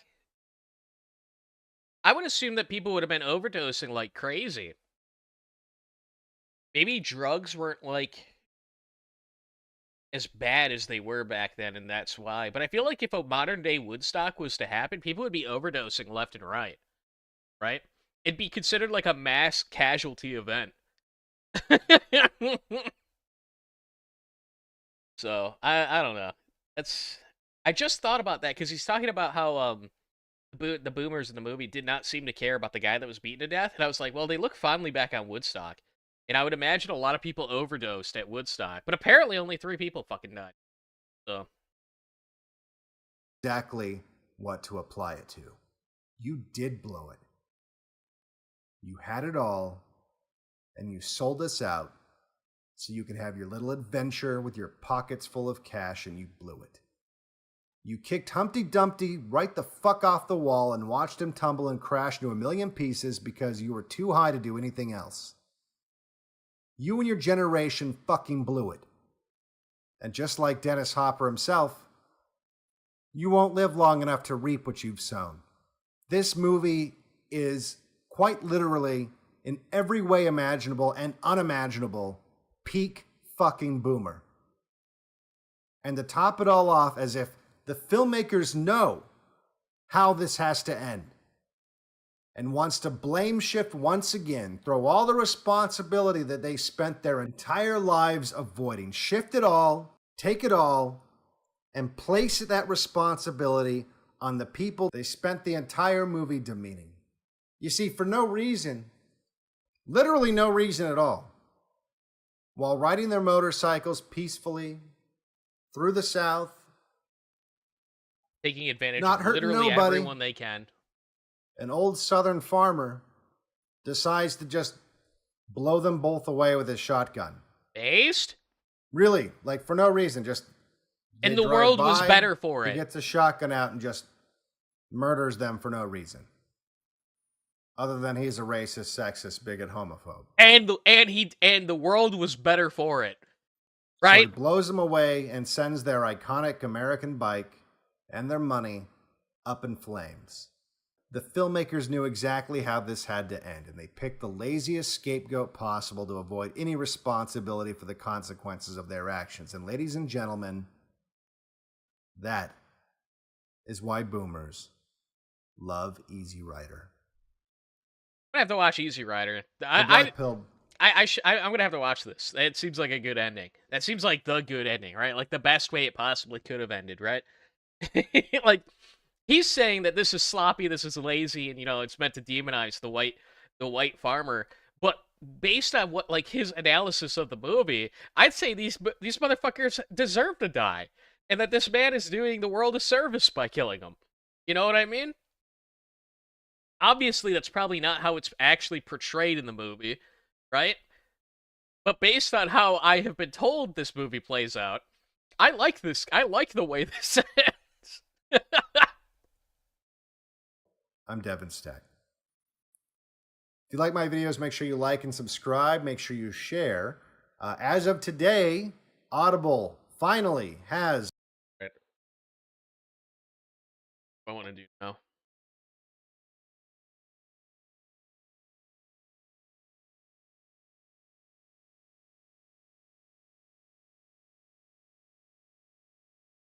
Israel. Probably just people bitch Israel. You can't say that! Don't you remember the 6 million? 6,000,001. Oh! Is this all AI? Hate crime. He's threatening me, harassed me. He already called us fucking Jews upstairs, and he just attacked me. He attacked me, and this is a hate crime. Help! Help! He's an anti-Semitic!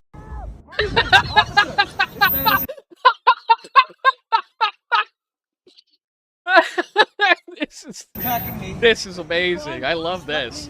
Harassed me. He already called us fucking Jews upstairs, and he just attacked me. He attacked me, and this is a hate crime. Help! Help! He's an anti-Semitic! That's great.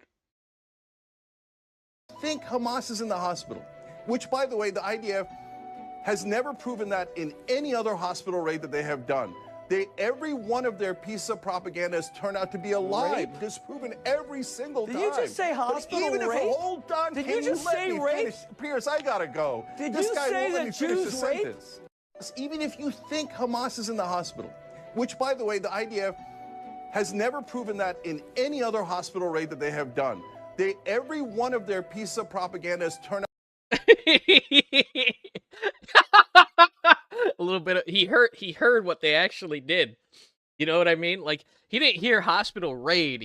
He's like, "Oh my god, he's talking about the rape. We got to stop this right now. Everybody shut it down."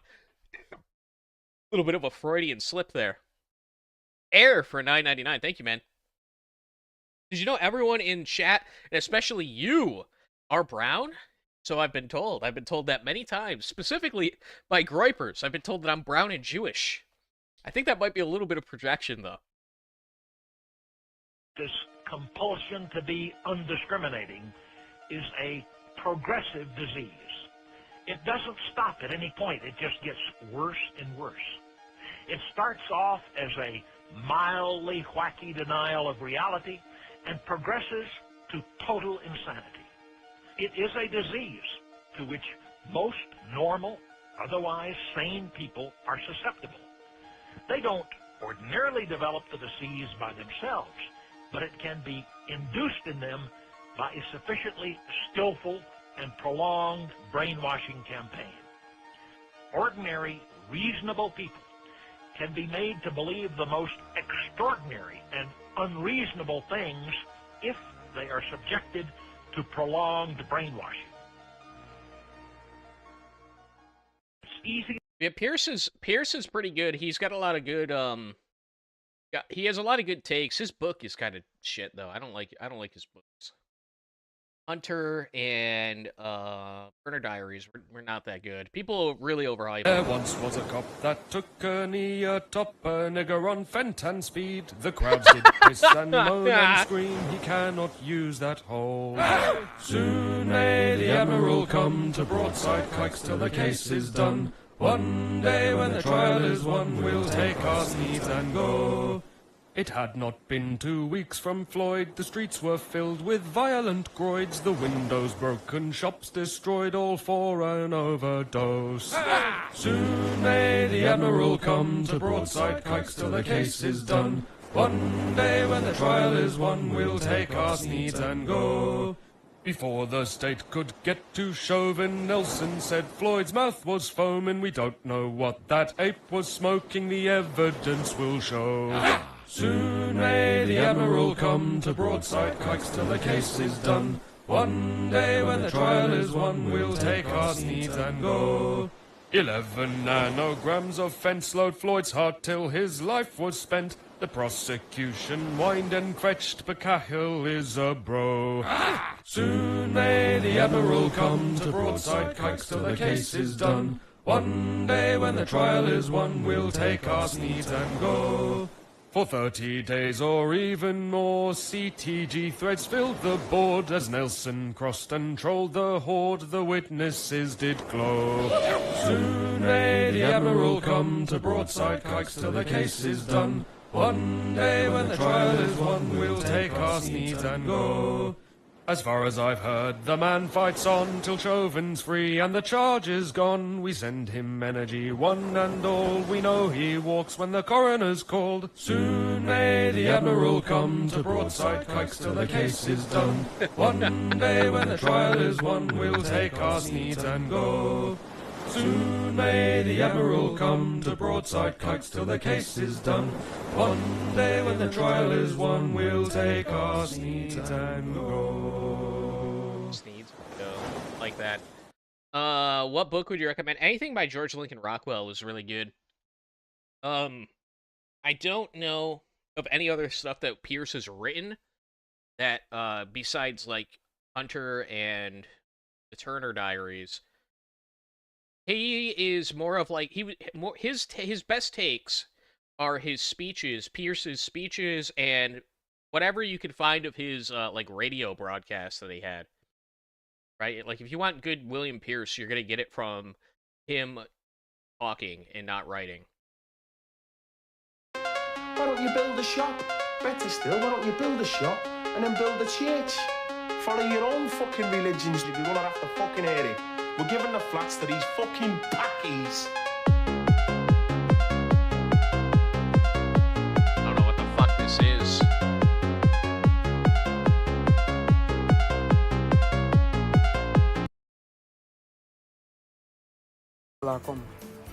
I be 52 years old and I be one hand keke driver for Lagos. My name is Michael Akom. In 2013, if you're black, go back. And I want Estonia to be a white country. These were your words in 2013 on a television talk show here in Tallinn. And you were roundly condemned by other politicians, including the human rights group in Parliament. But 80% of Estonians, there was a poll in Estonia, 80% of Estonians agreed with that statement. You haven't changed your views, have you? No. Exactly. And as the human rights group in Parliament pointed out at the time, a call to treat dark-skinned people differently from others is unambiguously racist. That was their view. What is racist in Europe nowadays is the replacement of indigenous people. That is pure racism, and we don't have to agree to that. No, it's very based. I don't want to hear Jordan Peterson. What is this? It's AI? As a principle, the principle of non-contradiction, acceptance of which, in principle, serves as one of the foundations for the practice of discourse itself. All right, whoever posted that needs to be Had to take a dangerous path of studying religious sciences in order to denigrate Islam. Okay, well, I didn't think of it as dangerous when I was doing it. And in high school, my dad's commander came to me and he said, look, we know your family, we know your position, we know that you are really good at debating and talking to people and convincing Harold people, Covington, and no. your grades are good and you're a good Christian. So we want you to be part of this group, and you are going to take women away from practicing Islam to basically being free and feminist and living their lives. So my mentality was these poor women. I really, really had no clue what Islam was. I'd never really studied it or learned about it. In school, we have the classes. In our book in high school, it said that Muhammad was an epileptic and he would have epileptic fits. He would get drunk, and I mean, it was just horrible stories that were not true. So I really didn't know anything about Islam. So I thought Muslim women are backwards, they don't know the real life, and that's what motivated me. I wanted to fix them, I wanted to save them. They Hey, no name sent me something. Dead name sent me something. Yeah, basically the Floyd regrets converting to Islam. Wow, what a shocker. Is this Basoka's VTuber model? Oh no, bros.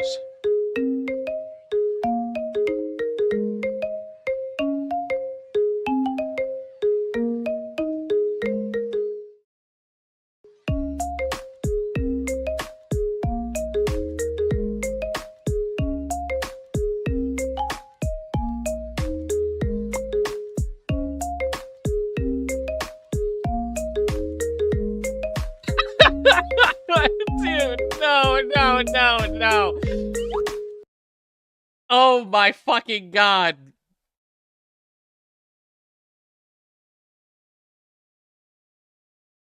It's over. That's right, Dan Chris. It's fucking over. Oh my god. No. I hope that is not the future we are looking at. I cannot associate with something like that, bro. No, dude, no. Oh, I hope that is just a temporary joke, because if that becomes the norm, yeah, that's a problem. That's a fucking problem. He got groomed by Winston. Yeah, well, he has a way with words, Winston.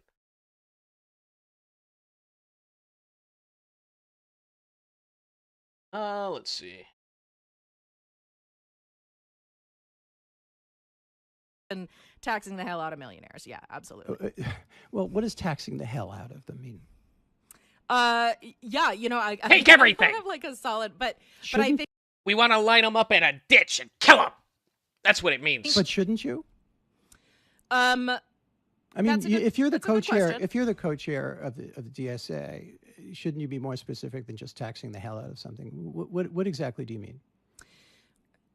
So again, it's democracy, Fat right? bitch And- with and no we have to money. look at what we need to spend and what we need. We don't want to depend on the existence of millionaires, because that means people are still getting exploited. So, Mhm.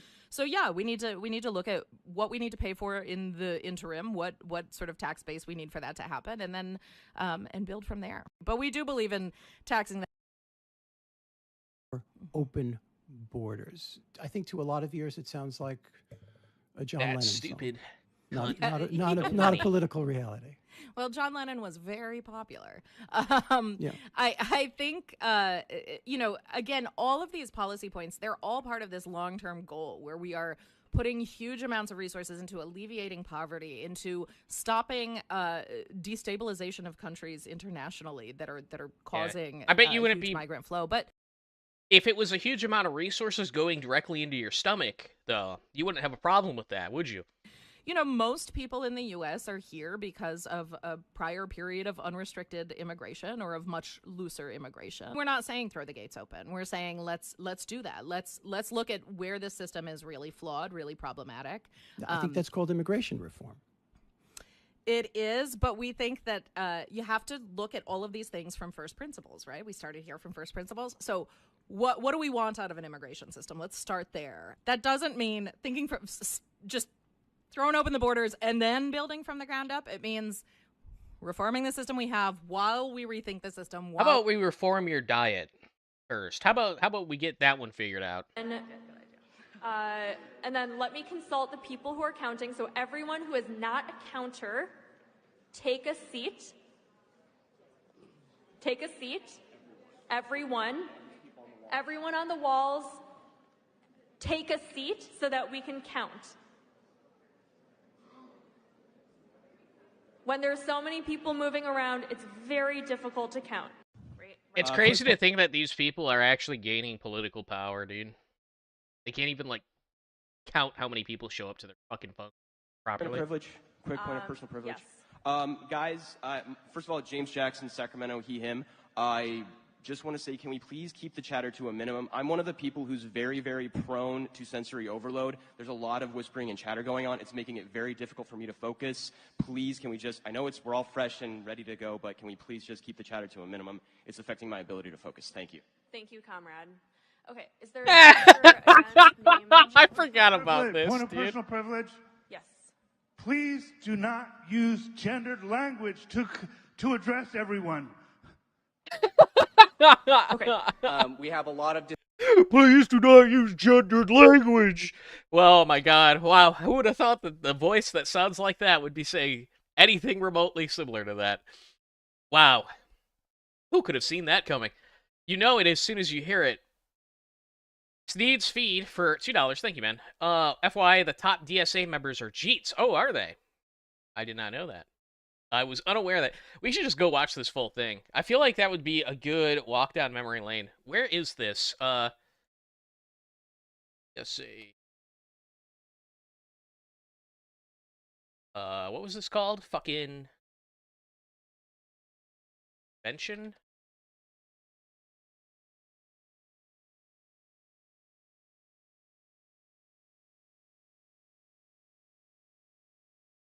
Best moments from DSA in 2019. Pilot 23 minutes. God damn. Thank you. Great. All right. Before we get into this, though, I need to take a short 5-minute break. So give me 5 minutes. I'll be right back.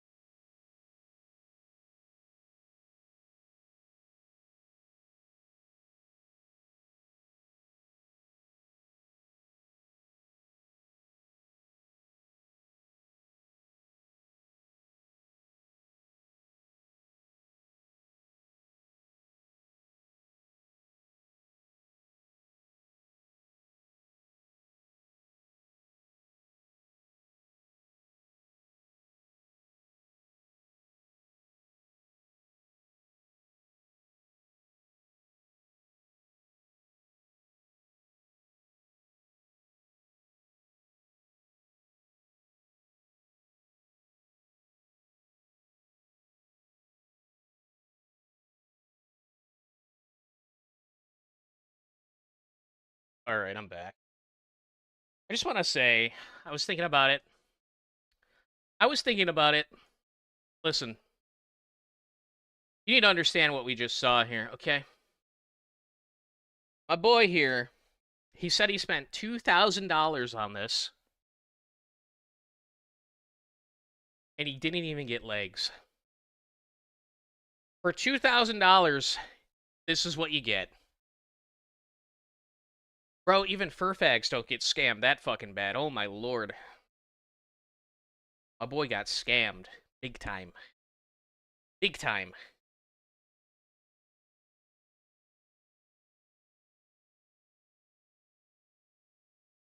Sorry, I wanted to...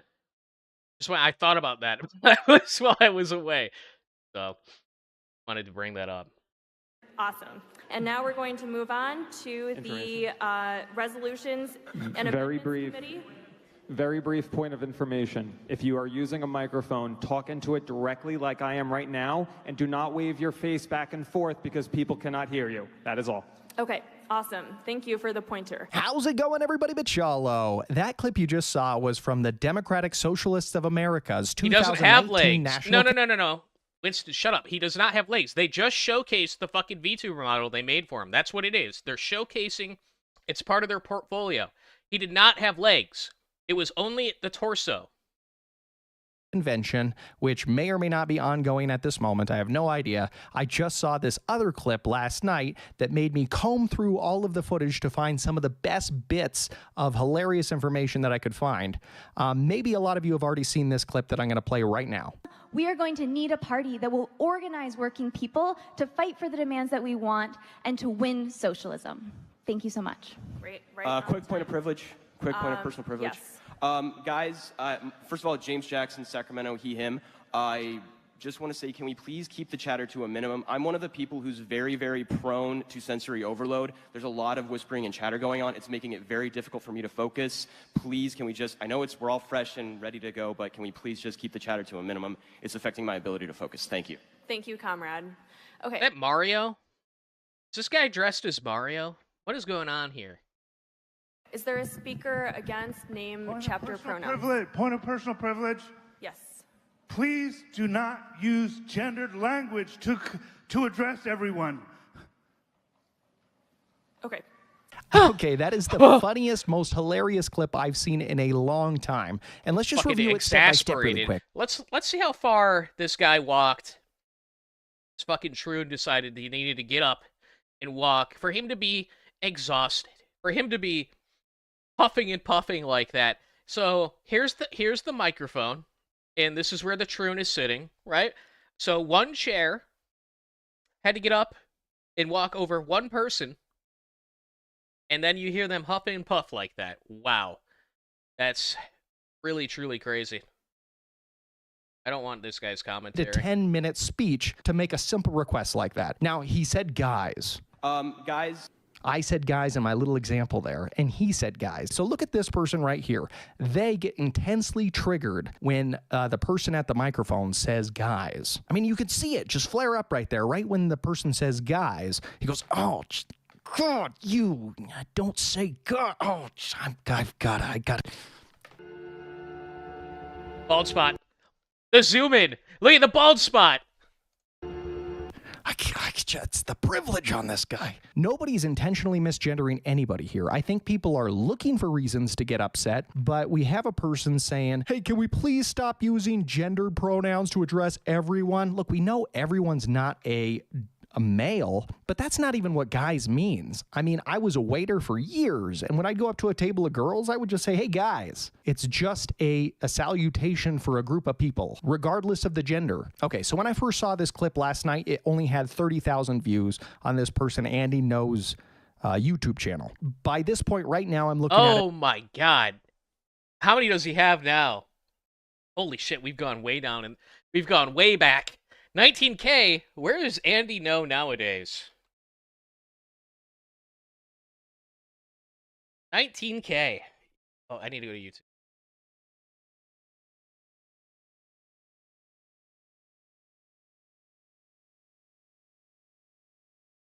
$214. Isn't this the guy that like gets on his knees and sucks Elon Musk off like on a daily basis on Twitter?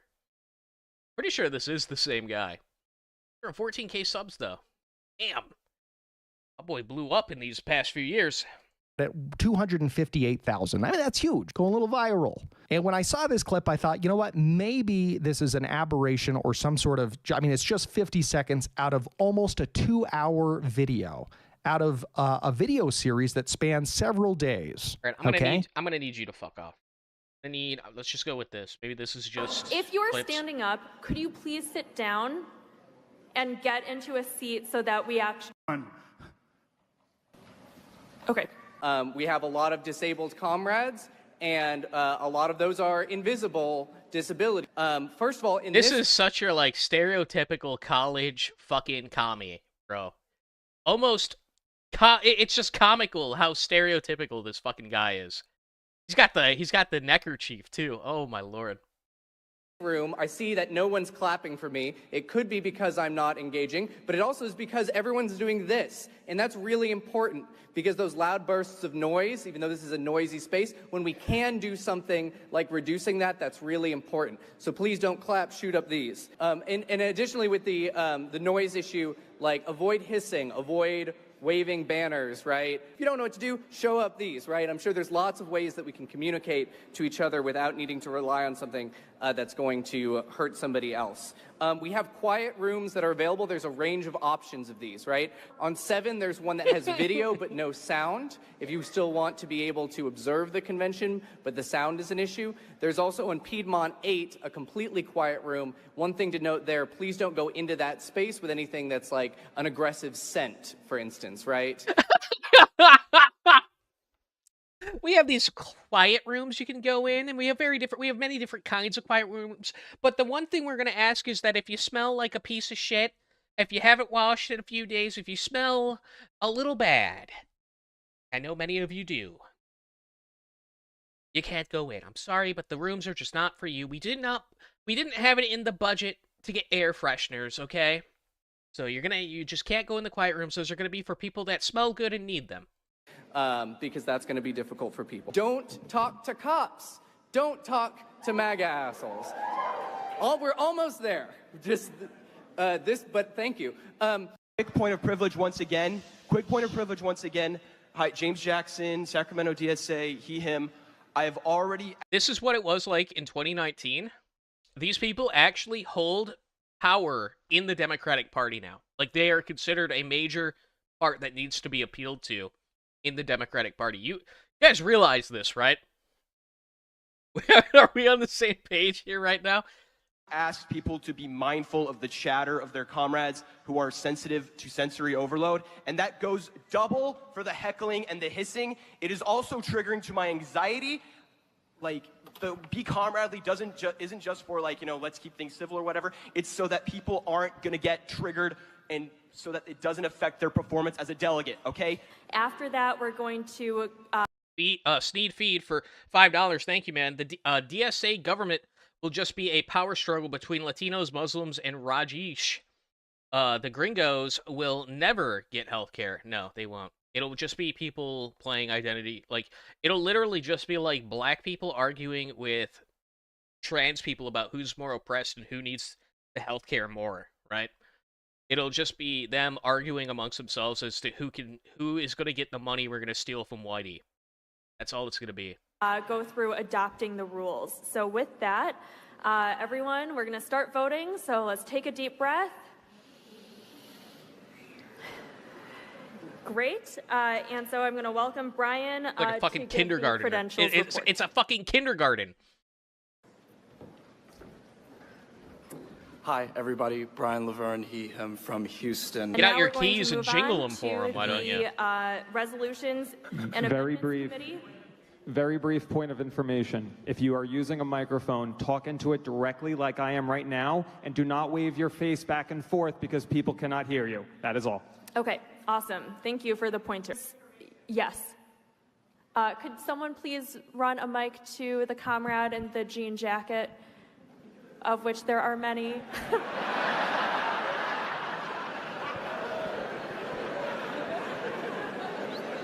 I simply had a question. Sorry, could we? Thank you.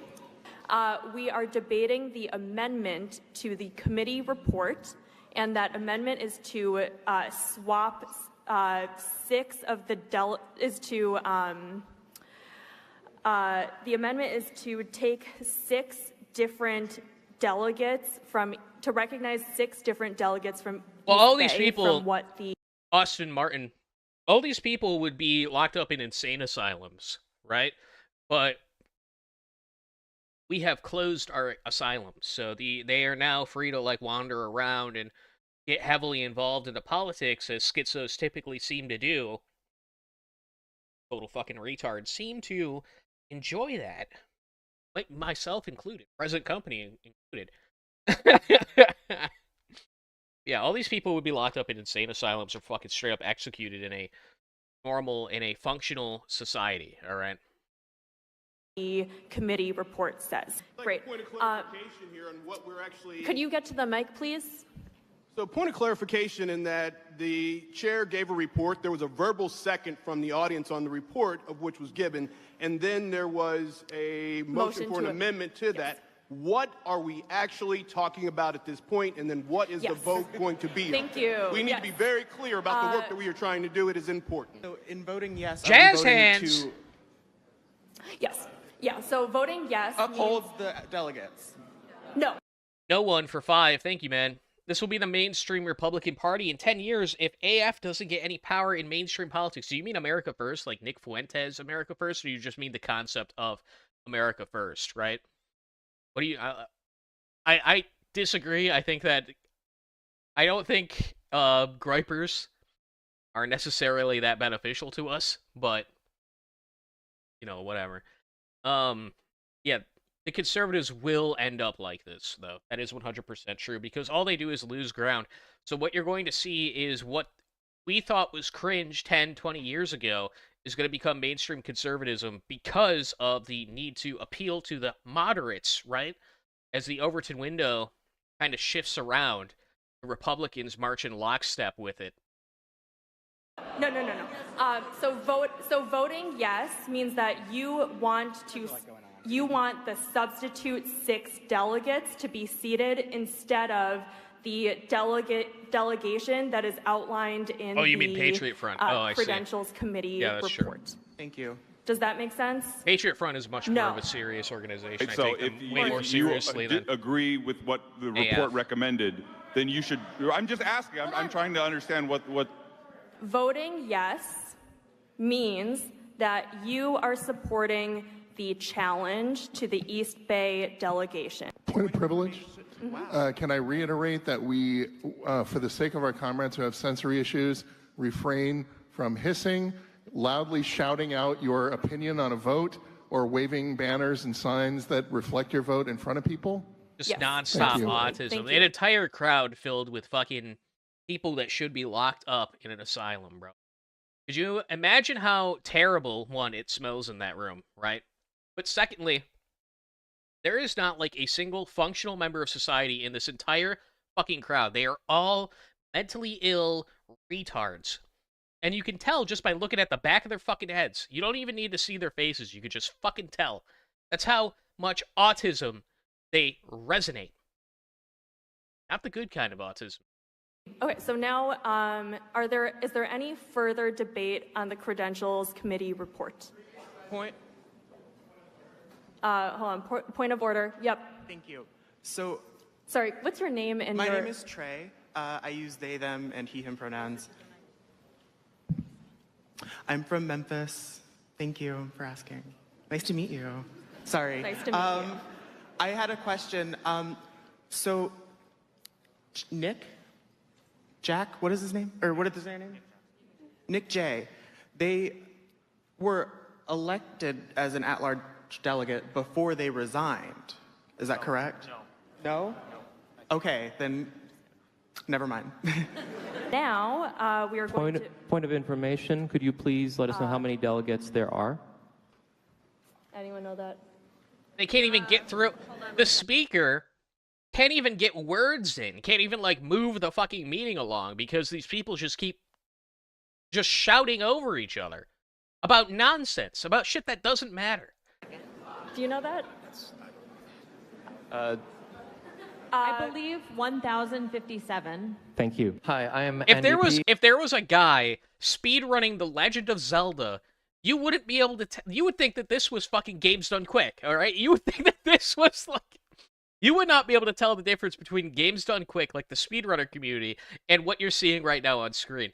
If I took this out and I muted the audio and I put The Legend of Zelda speedrun going on over here, you wouldn't know what the fuck it was. You would just assume it was like a speedrunner convention, and nothing would seem out of the ordinary. From Los Angeles, they, them pronouns. Could I please ask the chair to, again, there was a previous point of privilege about waving around signs, that it is distracting to other comrades. I have autism. This is distracting to me. I would like to ask our fellow delegates, please, to not wave around your signs, especially during voting. Thank you. Yes. Please do not wave around your signs. Thank you. Madam Chair, at this point, we're waiting for the vote to be created. When it's ready, I'll let you know, and there will be a URL projected on the screen. Oh, they're going to use straw poll. And you will Excellent. be able to put that in either to your phone, your laptop, or you can go use one of the iPads that we have ready. That's how they vote. you, They use straw poll.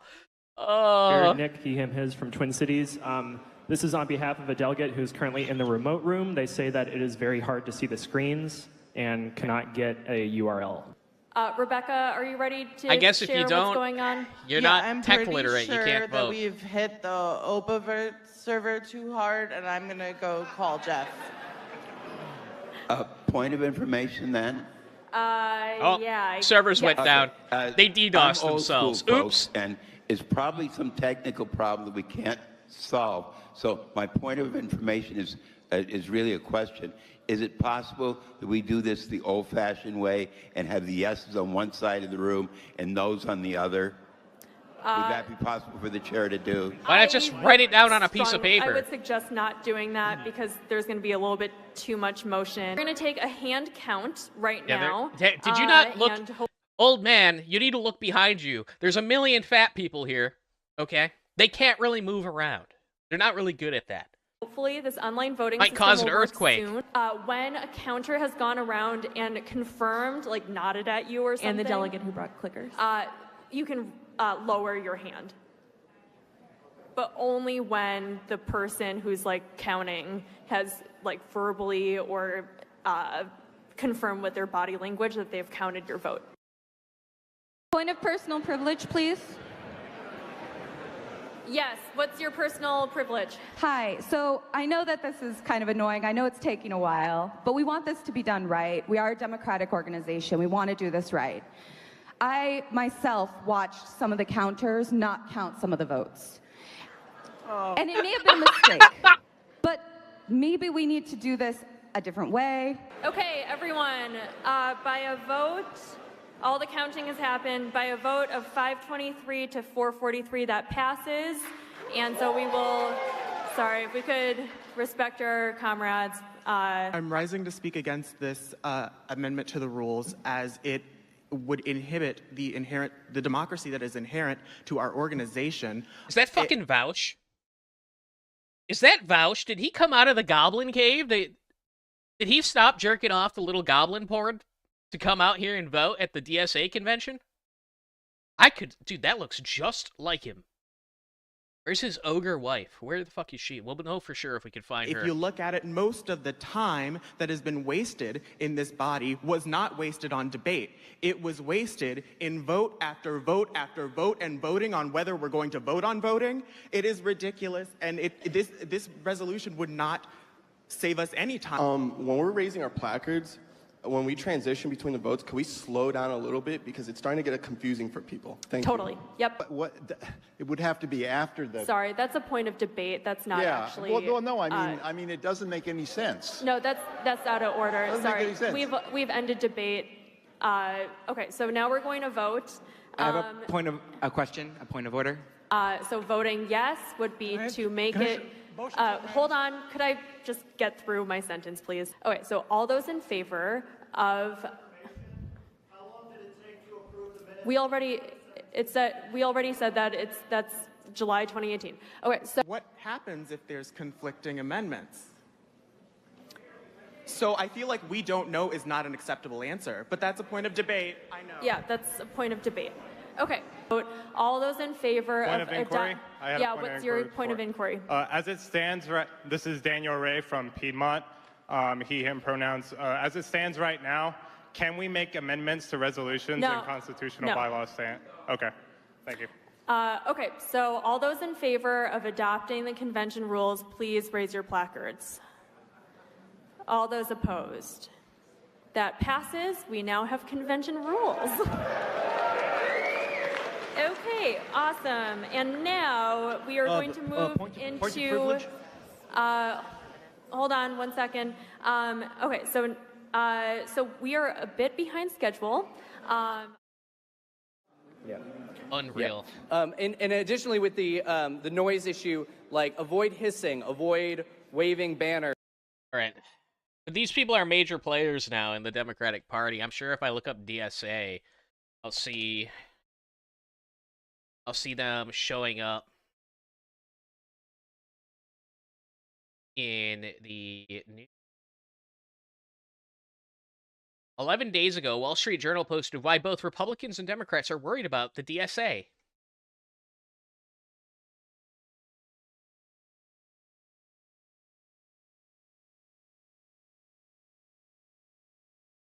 Gay voices and raging. I want you to understand something, okay? This is a long time ago what I'm referring to here, but there used to be like conventions for 4chan back long ago, when Moot actually owned the goddamn platform. That's how long we're going back. There used to be conventions people would show up to, and the amount of autism in the room is still not on the same level as what we just witnessed, okay? There was still more cohesion, and they were able to actually talk about stuff and like, it just wasn't retarded. It wasn't as nearly retarded, right? There are people like, doing memes and whatnot, doing their little shout-outs and whatnot. Sure. But the amount of retardation that we just saw, it eclipses everything else. Everything else. Even the fucking conventions for, like, web forums back in the early 2000s were not as nearly retarded as what we just witnessed. Sneed feed for $5. We are a socialist country. If you were not a citizen, by the way, the amount of government assistance they get is insane. Yeah, well, if you talk to some of these people, don't even believe that that's happening. They've convinced themselves that somehow these illegal immigrants are not actually receiving benefits. They don't know that they refuse to acknowledge the fact that these illegals are getting benefits, taxpayer benefits. And they will sit there and look you straight in the face and be like, they can't get benefits because they don't pay taxes. And it's like, well, first off, they do. Secondly, what do you mean they don't pay taxes? If they go to the store and they buy something, are you implying that they steal? Are you trying to say that like these illegals just steal everything? Because they pay sales tax, that's for sure. They probably are referring to income tax or something like that. It's always these word games with these fucking people. Sneeds Feedson for $2. They just pretend not to understand you. Is really what it boils down. They just pretend not to understand shit. Sneeds Feedson for $2. Thank you. And Allegory for their beliefs in practice. Yeah. And Based Soka Sneeds for $2. Sneeded and Feeded. My boy, if you start becoming a VTuber, we're gonna have an issue. Okay, we're gonna have an issue. I'm gonna need you to not become a VTuber, alright? I saw your little VTuber model. You got scammed, by the way. You don't even have fucking legs, my boy. Furries get better deals than you do on their fursuits, and guess what? They come with legs, okay?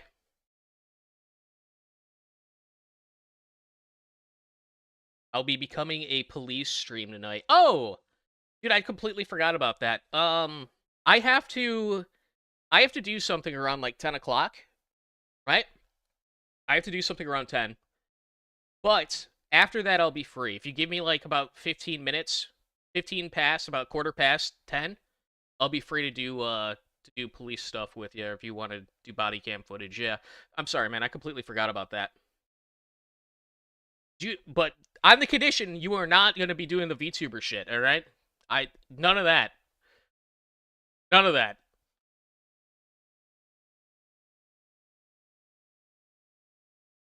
All right.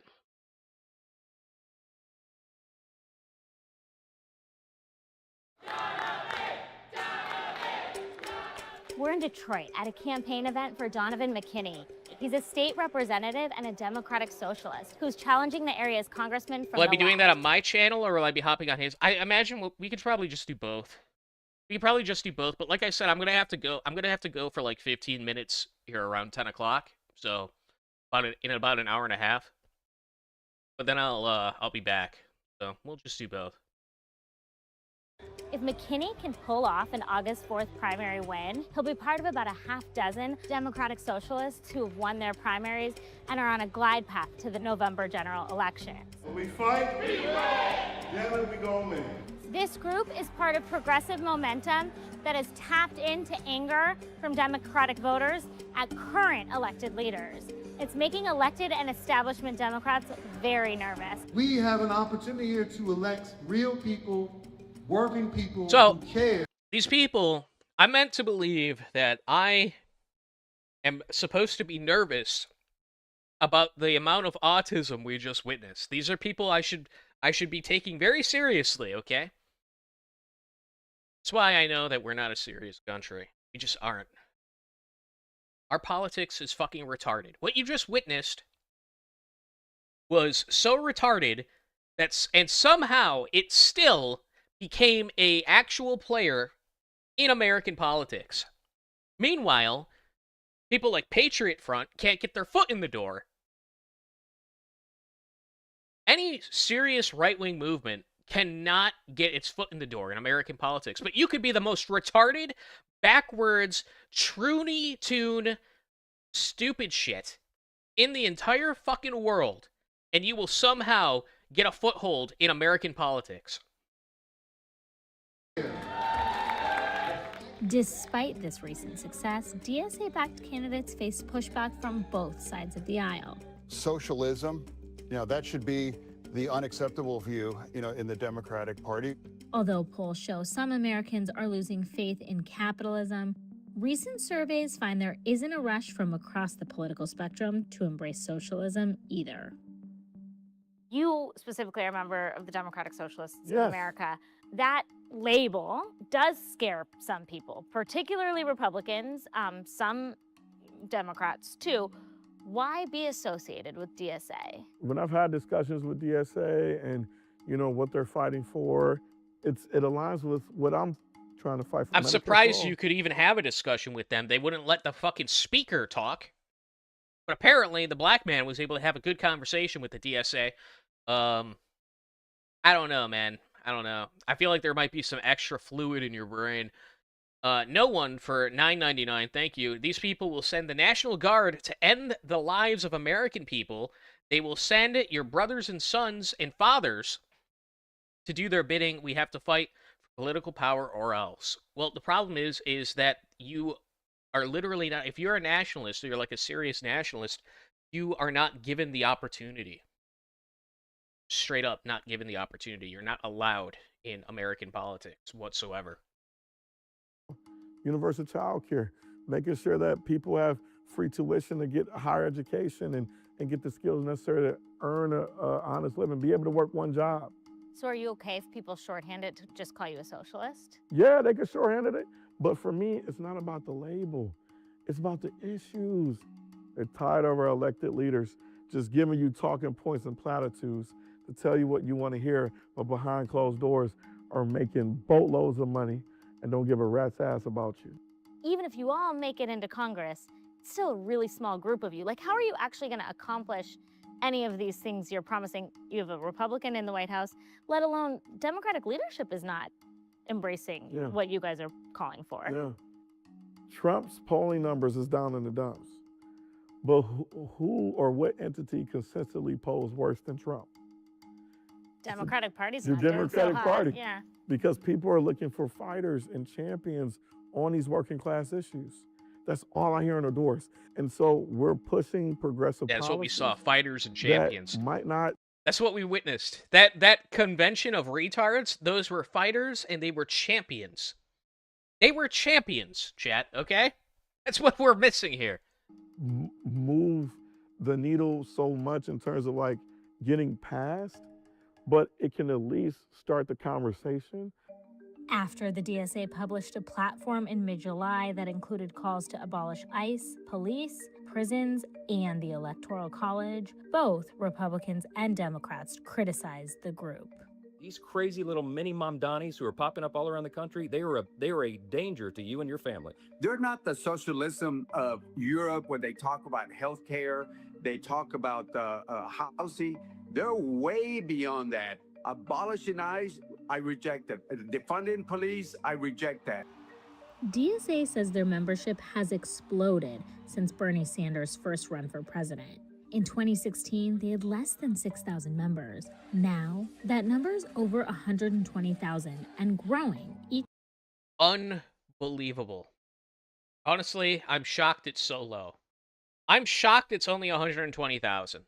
Because I was made to believe that it's millions of people, based on how much they're pandered to.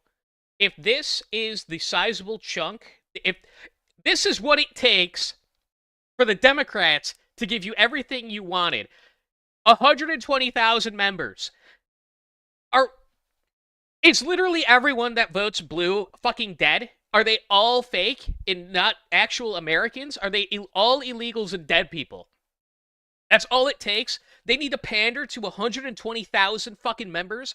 You're kidding, right? You're kidding. You've handed the party over to a group that doesn't even have 200K members? Are you joking? Sneed feed for 20, thank you. Going to watch in background. Have you brought up Hong losing and the woke dead grifters think they won, but she lost by only 3K? She could have won if she was black. You think they will vote against a brother? I have no idea what you're talking about. I literally have no clue what you're talking about, man. I'm sorry. I don't know who Hong is. And I don't know what the woke dead grifters think they won. I'm unfamiliar with that. Champs, Sneeds Feedson for $2. Thank you. Champions at prepping the bull. Yeah, they. Yeah, that's what they're champions at. And growing each time a DSA member has a new victory. I see a New York that we can all afford. The group has been supercharged since Trump's return to office and by anger over Israel's actions in the Middle East. We will not wait to end the genocide in Palestine! This new wave of DSA candidates includes a handful who have already defeated incumbent Democrats in their home states' congressional primaries. Candidates in Colorado, Pennsylvania, and New York appear on track to win their general elections in November. There are also other DSA challengers for the U.S. House in Missouri and Florida. And in battleground Wisconsin, a Democratic socialist could win her primary, setting her up for a highly competitive race for governor. If Democrats win with a tight majority, DSA members could vote as a bloc and force changes to legislation or stop it from passing altogether. Look at this fucking queen. The first test will be voting for Hakeem Jeffries for Speaker if Democrats win. DSA members have been divided so far on what they do. Melat Kiros said she was a no. I'm not supporting anybody who takes corporate PAC money. That's a really hard line that I'm taking that I think has to be the standard for our party. While Congresswoman Alexandria Ocasio-Cortez, another Democratic socialist, said she'll back him. I will be supporting Hakeem Jeffries for leader. They're split down the middle on very key issues like which lunchbox is better, the Scooby-Doo lunchbox or the Transformers lunchbox? Maybe Ninja Turtles. Maybe we should go with Ninja Turtles lunchboxes. You know, I'm surprised these people can fucking put on shoes, man. I'm surprised that they could tie their own fucking laces together based on what I just saw. But apparently that's all it takes. That's all it takes. Is be fucking brown, retarded, and a communist, and you can get you can have political say in the USA. You get Todd Howard for $2. AOC co-scammed Dem voters, so will DSA. Yeah, they're going to. Most other progressive candidates They're going to take over the involved in party. competitive races choose not to identify as socialist. They're already being handed the keys. Abdul Like, we're in the El-Sayed, process of them who's being running handed for the the keys US to Senate mainstream against an mainstream establishment leftism. Democrat in Michigan's primary, has support from some DSA members, but he says he isn't a socialist. When the billionaires tell us we can't tax them, we won't back down. While the Sanders and Ocasio-Cortez star power drew an enthusiastic crowd, McKinney's rally a few days before had a much smaller group of voters. If he can pull off a win, he will further pull the Democratic Party leftward, but so far, that's where DSA's reach ends. The movement has not had any success flipping major competitive seats yet and has mostly focused its energy on solidly Democratic areas. We have to push our party to not just say we're the party of the people, but to actually act like it. You know, you can call it democratic socialism, you can call it progressivism, but these are common sense issues. We're going to push an agenda that is going to be all about working people. My agenda is going to be for them. Great fucking journalism from the Wall Street Journal. I really, really can't hand it to them. That was so hard-hitting. That was so confrontational. It did not just prop them up to make them look good. That's for sure. It definitely wasn't like there was an insider in the Wall Street Journal purposely trying to make these people look good. Yeah.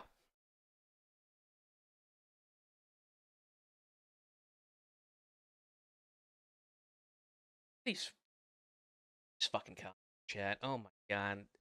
The establishment hasn't been this worried since Luigi. We're gonna pull Luigi on them. The call to call universal healthcare progressive at this day and age is really astonishing. Yeah, that's right. It's so normalized. It's so normalized. So afraid people might incentivize to think dangerous. I want to see these people dead, bro. I cannot fucking explain in any other way. These are fucking retards. These comments have thousands of likes. 2.1k, 1.8k, almost 1,000 here. Unreal. Why the Wall Street Journal is worried about the DSA. Look at this fucking retard. This retard somehow has convinced themselves that this is a hit piece. This is a hit piece on his heckin' DSA. That's not... That looked like it was sucking them off. It wasn't enough. It wasn't enough. And it'll never be enough. And 1,000 people fucking agreed with it. Oh my god.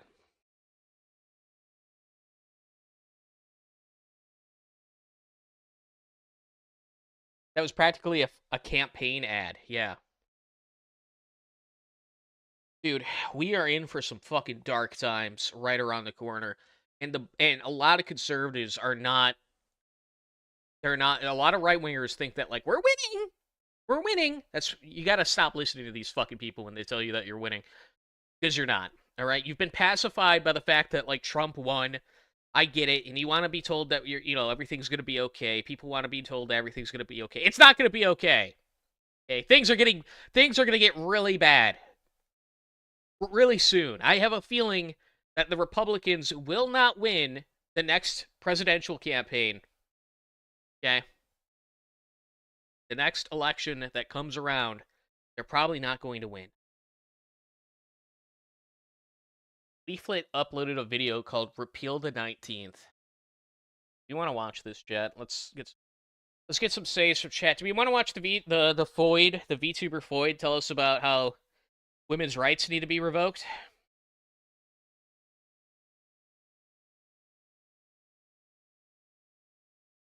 I've actually never seen a leaflet video, so...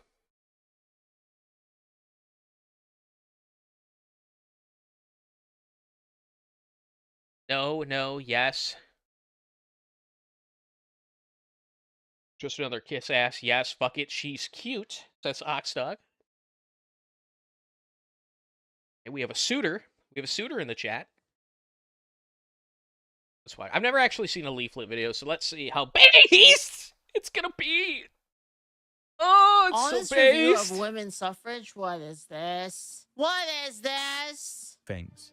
But voting well doesn't seem to be one of them. In their defense, men don't vote. Women are capable of many things, but voting well doesn't seem to be one of them. In their defense, men don't vote that well either, but are still considerably better on average. In this video, we go over the political gender gap, the causes behind it, and some ancient wisdom to give an honest Women review shouldn't even of be women's allowed on the suffrage. internet, And if let you alone enjoyed, vote. consider subscribing. It helps the channel. First, let's get some basic things out of the way. Contrary to propaganda, we do not live in a patriarchy. Collectively, women have more power in the West than men do. We live in democracies where everyone can vote, and women both outnumber men and have a higher voter turnout. If women voted as one united bloc, they'd win every election. Secondly, women control education through sheer numbers, and as anyone of my generation can attest, will often force their politics down children's throats. Yep. Thirdly, women control the professional environment through HR, again through numbers, to the point where we've even had cases of HR ladies on social media openly saying that if you post right-wing content, they won't hire you and they will ruin your reputation with other companies. Well, that's why you, the consistent when they ask for a fucking email, you don't give them your real email. You give them some throwaway that you only use for, like, job interviews, like that. I feel like that's your own fault. If you haven't realized that, like, they're going to tie your email to literally your entire internet footprint, you're kind of just retarded. You know what I mean?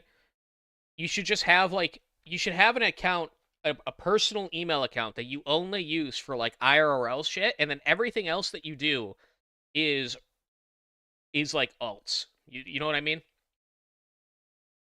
pro-woman bias in family courts have given them asymmetric leverage in marriages. That's the true. only power men still have in our societies are reactive. They have the power to use force, for obvious reasons, which they simply don't nowadays, and they have productivity, because despite of all the efforts we went through to get women into the workforce, they have not occupied the essential jobs that keep society running. It's true. And I doubt the endless Zoom meetings would be missed. So men could theoretically go on strike, refuse to maintain essential services, and force change. But as long as the status quo remains, women collectively are in charge. So what have they done with all this power? The Greek playwright Aristophanes, referred to as the father of comedy, wrote a play 2,400 years ago where he predicted the outcomes of what would happen if women took control of politics, Oh my called the God. Assembly of Women. Oh, I His haven't predictions seen this. included Wait, what? massive welfare expansion and equity focus, enabling free riding and draining the treasury, hostility to fuck. private property and private relationships, erosion of the family unit with the state as a substitute provider, weakened Ugh. commitment, chaotic dating markets, and Yeah, so ironically basically it all fierce came true. fictional What, competition. dude? What? as Hold on. What is this called? Assembly of Women. How many pages is the play Assembly of Women? It's about 1,100 lines of ancient Greek, so most modern translations put the play itself somewhere in the range of, I'll say, 50 to 90 pages. Oh, it's not bad. But, yeah, if that edition has notes and commentary, the whole book can run anywhere from 100 to over 200 pages. Could you give me like a summary? Like, I just want like a summary of it. Yeah, it's a comedy where the women of Athens, led by Prax. Bro, I understand this is like a live stream, right? Like, I gotta go on a rant here. I understand this is a live stream, but so far we're 3 minutes into the clip, right? This is an upload, right? This is a YouTube upload. It's a clip of the best moments from this segment of the live stream. We're 3 minutes in, and nothing has been fucking said. Nothing. She said, wow, and then asked a question to a fucking AI assistant. Dude. Like, I get it. If I watched this live, I wouldn't expect them to be like constant, nonstop, you know, banter, something to say, something intriguing, something funny. I would understand that. There is nothing here, and this is a fucking highlight clip, bro. Segura disguise themselves as men to sneak into the assembly and vote themselves into power. They roll out a radical plan for communal living, shared property, even shared partners. And then the play pokes fun at Athenian politics and social ideals, especially how those utopian ideas. Yeah, it sounds collide like it with was a messy prediction of human the future. desires. It's satirical, it is silly, but It's also satirical, kinda sharp it's about silly, power and but it's also like Nostradamus. predicting the future. It's also like the Mayans predicting the future. You know, it's poignant. It saw into the veil. It was divine. It was divine I knowledge. want to read this now, chat. I kind of want to read it. Options included massive welfare expansion and equity focus, enabling free riding and draining the treasury, hostility to private property and private relationships, erosion of the family unit with the state as a substitute provider, weakened commitment, chaotic dating markets, and ironically fiercer female competition, as well as the punishing of masculine traits leading to more effeminate men. Aristophanes was eerily prescient, with modern voting data showing women, on average, strongly backing the patterns he warned about. An 8 to 15 point swing over men in favor of increasing welfare beyond its already extensive size, a 20 point swing in favor over men in support of increased gun control, and as much as a 15 point swing over men in favor of mass immigration. And perhaps something not even Aristophanes I need to just clip my fucking. I need to clip my streams. If that's really all it takes, if that's really what I'm missing, I should just put my nose to the fucking grindstone and start clipping my goddamn streams, because this is insane. I cannot believe this. Of killing their own unborn kids. This is worse than Asmongold. God. A 15 point gap compared At least to men. Asmongold's clips will have him actually talking. You know what I mean? At least if you watch him live, it's a lot of yeah, I agree with that. Yeah, it's what you would expect, right? But his clips, when they upload his highlights to his fucking YouTube channel, typically he'll have like some tangent or something that he'll go off on. He'll have actually something to say. This has been nothing. Social effects, declining families, rising spending, We're a polarization. third of the way into the Assembly video. of Women feels less like satire and more like a warning. There are two clear patterns here. Firstly, many women are clearly voting to use the state as a substitute husband. Instead of men protecting and providing for their families, the state does it. But the Gross. irony is, the state can only provide for them by taking resources I gotta hire. from I gotta men. hire someone. After I gotta all, fucking the state dude. itself All does right, not produce anything. Chat. In essence, I gotta hire an editor to clip my streams for me to upload to give you guys content. All right, that's what we're doing right now. That's what we're doing. Apparently, that's all it fucking takes. This is insane. this is a form I of cannot forced believe my fucking disenfranchisement eyes right now. against men. Yeah, I agree Men's with that. naturally advantaged ability to protect and provide was once leverage for them in the dating market. Leverage they could use to get a higher quality spouse. But by these being forcefully taken from them and given for free to women, men's value and agency have been vastly reduced. One of the only We're gonna things hump that nowadays that men building, get that to keep state building. entirely We're turning for my themselves YouTube into a is fucking their clip own channel. physical attractiveness.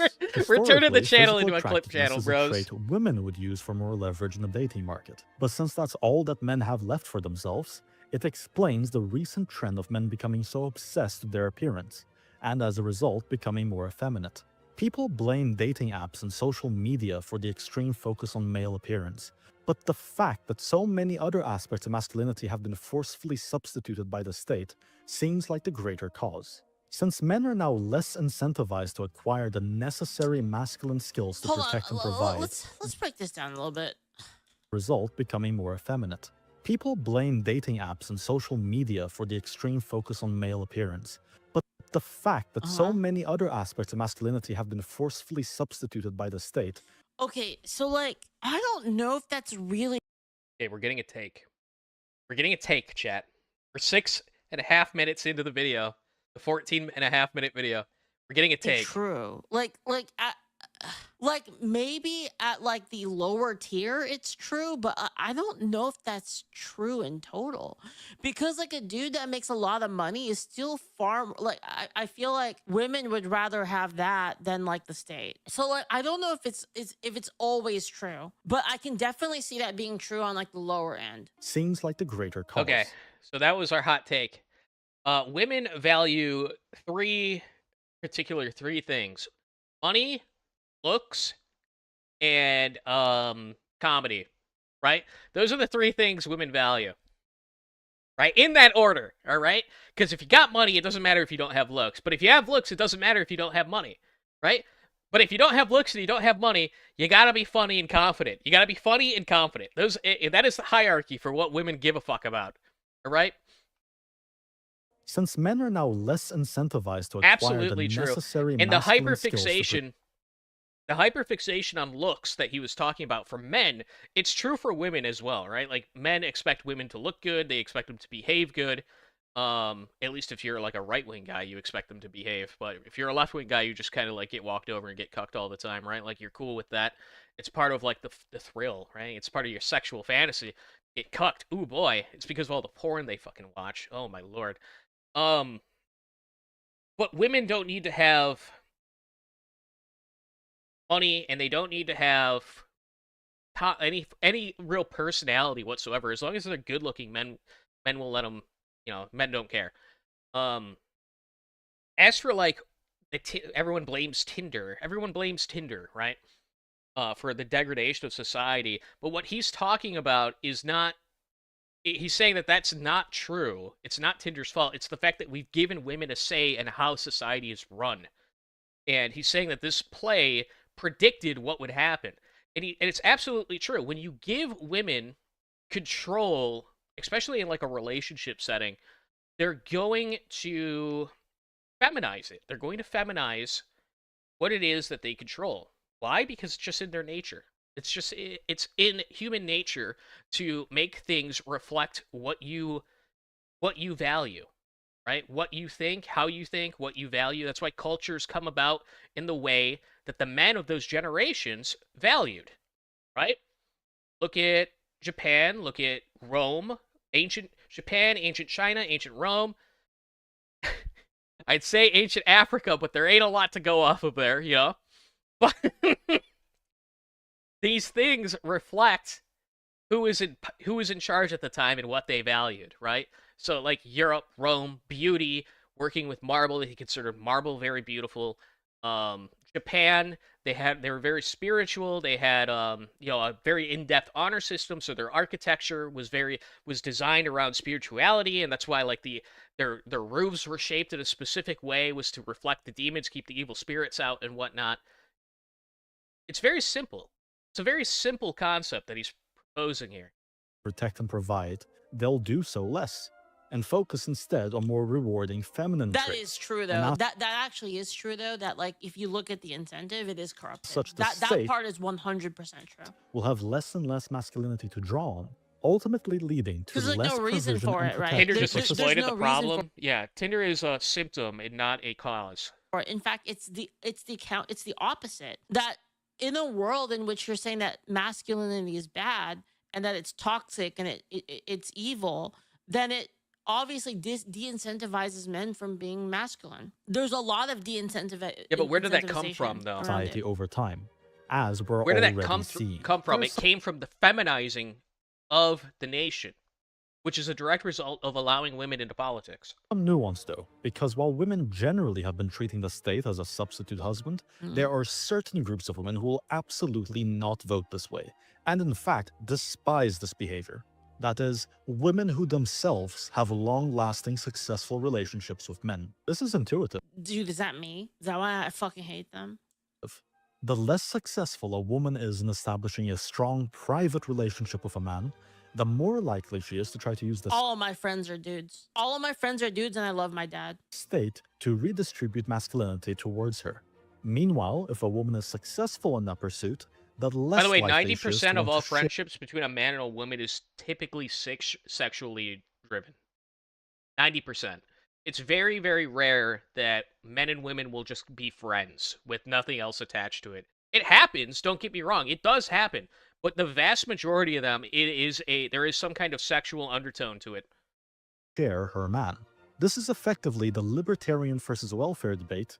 Sorry, not all. Obviously, I have women friends, but all of my longest friendships are all dudes. To proxied through relationships. As such, societies that No, I mean, I obviously have friends like Rana. I obviously have female friends like Rana and Astray and Celestium, obviously. encourage promiscuity, polygamy, and non-commitment are effectively a form of socialism for undesirable This sounded women. like VTubers, so it's not even really that she's friends with them, it's that they're like work acquaintances, you know what I mean? They're like co-workers. Men and women continue to drift apart and fail to establish long-standing All relationships, my friends are dudes and a the bunch of more hot dog appealing emojis. this Yeah. form of socialism becomes for them. This again mirrors Aristophanes' prediction, where Mhm. in the play the assembly women forced men's attention to be shared with less desirable women. The second pattern of female voting is supporting whatever the current thing is. I Yeah, it's gave you the really stats fucking about annoying. modern day voting issues, where you see women giving significantly more support to liberal mainstream ideology that we've all been taught in school. But if we rewind the clock some decades back to when mainstream institutions were conservative, you'd see women being more conservative than men. Like it's like more lemming, more hive mind. Why? That's Because it was the current thing. That makes sense. That actually biologically makes sense. Like in terms of Because they're social there's like creatures. incentive. The incentive makes sense here that they would do that because you need a lot more social support. So it's like you are more likely to do the thing that's safe because you don't want to get excommunicado from like the social structure. So that Women makes are, sense. on average, more agreeable than men. A consequence of agreeableness is the fear of going against the perceived consensus. Yeah, As and such, for the reason I said is that like women basically we had to be more agreeable in order to survive basically. So the traits of women Oh my god, wait, that she's espousing fucking evolutionary psychology. Oh, wait a minute. That's a little bit too survived based than what I throughout was the expecting. ages were the ones that were more group cohesive. women operate less as independent voters, Not a whole lot but was said in rather this as video, though, I'm not terrorists gonna of lie. institutions. If the dominant institutions are conservative, women will broadly be conservative. And obviously there's freaks. Obviously there's gonna be women that are freaks like me. If they're liberal, women will broadly be liberal. Naturally, parroting the dominant opinion is not helpful in politics, and actually reinforces political entrenchment, facilitating corruption, lack of scrutiny, and dogmatism. A deeper issue of suffrage is its effect on the family unit. She's a In freak. healthy societies All with of her strong friends are families, dudes. She's a husbands freak. and wives are Knox Taku. aligned. They'll vote the same, making the extra votes redundant. However, now you have the political No, wait, what? Redundant. I mean, it's still double the vote. You double the vote. incentive to appeal not to families, but to individuals. But I guess that does make sense. Hold on. Yeah, yeah, fair enough. This is a fair argument. And if your platform is generally more appealing to women, especially single women, but not to men, you are now incentivized to push policies that sabotage or delay family Leafly is a formation, race or realist, to so get that's wives to powder. vote I'm against not their joking. husbands, Well, I guess which that's causes good. marital rift and has happened Wives don't have to vote for Trump. Just in recent campaigns. After all, as we've established, generally women in successful marriages will not vote for the state as a substitute husband, thus diminishing your power. This means that at best, women's suffrage is largely redundant, and at worst, it politically incentivizes the subversion of the family, and therefore the future of your nation. Additionally, this is a weakness that's unique to women's suffrage, as while you can somewhat use the state as a substitute husband through the roles of protector and provider, the state is incapable of providing men with what they'd want from a wife. The market, on the other hand, fully exploits single men, but that's a topic for another day. So here's my honest review of women's suffrage. We're now in a situation where family formation is at an all-time low, reckless government spending at an all-time high, men and women are lonelier and more depressed than ever, dominant political institutions are more entrenched than ever, and every single policy that led to these outcomes are consistently upheld by the female vote. You know the problem with this though is that it's like okay, let's assume this is the solution. Like let's assume that like this is for sure the right solution is to take away women's right to vote. It's gonna be very, very unpopular to like actually do that. So a lot of this is really just wishful thinking. There's like no way to actually do it without like serious use of force basically is really the only way. In a way so predictable, the ancient Greeks Yeah, were and laughing unfortunately, at you us would over lose all 2,000 support years once ago. force was. You would lose all popular if force was. So it's like like even with the knowledge of this, I don't even know if it really helps us, honestly. Right? I don't know if it helps us at all, which is why I kind of want to focus more on just like I think universal. Oh man, dude, the problem is like yeah, that's a problem too. Honestly, I prefer just to go to like some kind of like merit-based voting where like landowners or something, like some skin in the game voting. Like Democracy. people who are Called a taking money straight democracy. up from the government and they don't pay anything back. I mean, they should just not be able to vote. 0 out of 10 would not recommend First off, opening. landowners wouldn't work because the majority of people that own land typically are wealthy and Jewish, right? Like Jews own the most amount of land in the U.S., I would say. But we don't want only middle class and upper to be able to vote, right? It should be based on IQ, in my opinion, right? And a few other things, like whether or not they're white. But unfortunately, like timocracy has not worked. That was kind of the first idea of the United States. That was kind of what it was set up as. It was a timocracy. The very early days, it was more timocratic than it was like democratic or republican. Um, minded. Like the structure of it was, but the actual voting process was much more of like a timocracy. Um, unfortunately, it is not really. Yeah, it's a Pandora's box problem, right? Where once you open it, you can't really put it back in. But the thing is in order to get anything that like the right actually wants done, you're not going to get it through a democratic means, right? Which means that we don't need more voting. You don't need more people to vote. You're not going to get what you want from voting. It needs to be like an overthrowing or a revolution of sorts of the current system. That's what we need. Originally, only landowners could vote. Yeah, I think that's better. I think. For total societal collapse again. Yeah, yeah. I mean, a lot of it seems pretty true. Honestly, like I think so. I think it helps us Anyway, to know. I think it helps us to know this because it's understanding the problem is better than not having a solution to the problem, right? Because it gives you a way to come up with a solution to the problem. See what I'm saying? I'll link you guys the video. There are a lot of bad incentives that have been created with the government trying to replace, like what he was saying about how the government was taking the place of men, husbands, and family members. That part I totally think is true. Am I in favor of feudalism? No, I mean, I think in like the best case scenario, it's probably not bad, but not really. We are women and we are free. We're bringing an end to the patriarchy. So what did we really get there? We basically just watched this other guy's video the entire time, and then she spoke. She, like, gave a take here halfway through the video, and then she gave a take here at the very end of the video. But basically, this entire clip was just this other guy's video. That's all it was. This is basically like Hassan maxing. Leaflet is Hassan maxing here. That was terrible, man. That was terrible. If this is if this is what you highlight from the live stream, I can only imagine how agonizing it is to fucking sit there and actually watch this shit for hours, bro. I could not imagine doing that. This is the highlight. Oh my lord. I don't even want to be mean to her either because it's like she's espousing things that like I kind of agree with, right? So it's kind of hard for me to just sit here and be like a dickhead about it. But like just the quality that I just witnessed, the quality that was on display here from someone that has like 200k subs, this is pathetic. This is pathetic.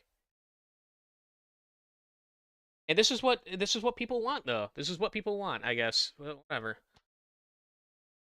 Speaking of good quality, I gotta take another break. That's why you tune in for the breaks. Okay, I'll be right back. Give me 2 minutes here.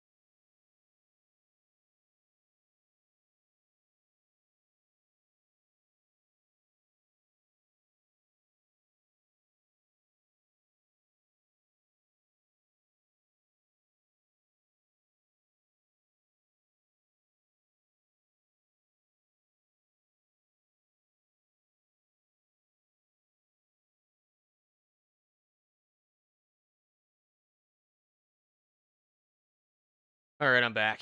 The Goyim deserve less. They really do. uh, she's super artistic, so it's hard to be too mean to her. I mean, it's just more. It's not that, right? I have no problem being mean to autists. It's just that it's hard to be mean to somebody that is basically basically what we saw is someone like explain like right wing problems as they see them, and just sit there and basically agree the entire time, right? It's hard for to be mean to someone that basically just agrees with you. You know, that's all we really got out of that. She's exposing people to other content creators. I know for a fact that Powder introduced a ton of people to Old Sterling through watching his videos on stream. Oh, really? Powder watches Old Sterling videos. Well, he deserves it, man. He really does. Old Sterling has like really good informative videos that can make you laugh, even though they're not really the point of them. Right? They're more informative. I always learn something from Sterling videos. He definitely deserves more attention. So.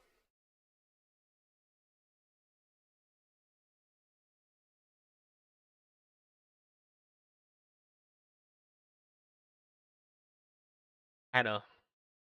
Maybe it's just the editor. Maybe the editor's like just kind of phoning it in for that upload for the one that we watched.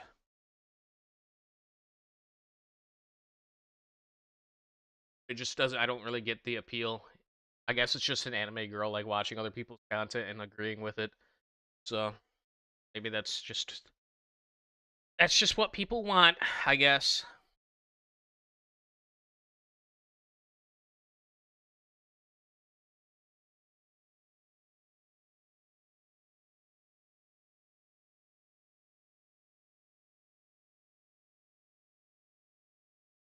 We still have like a little bit less than an hour.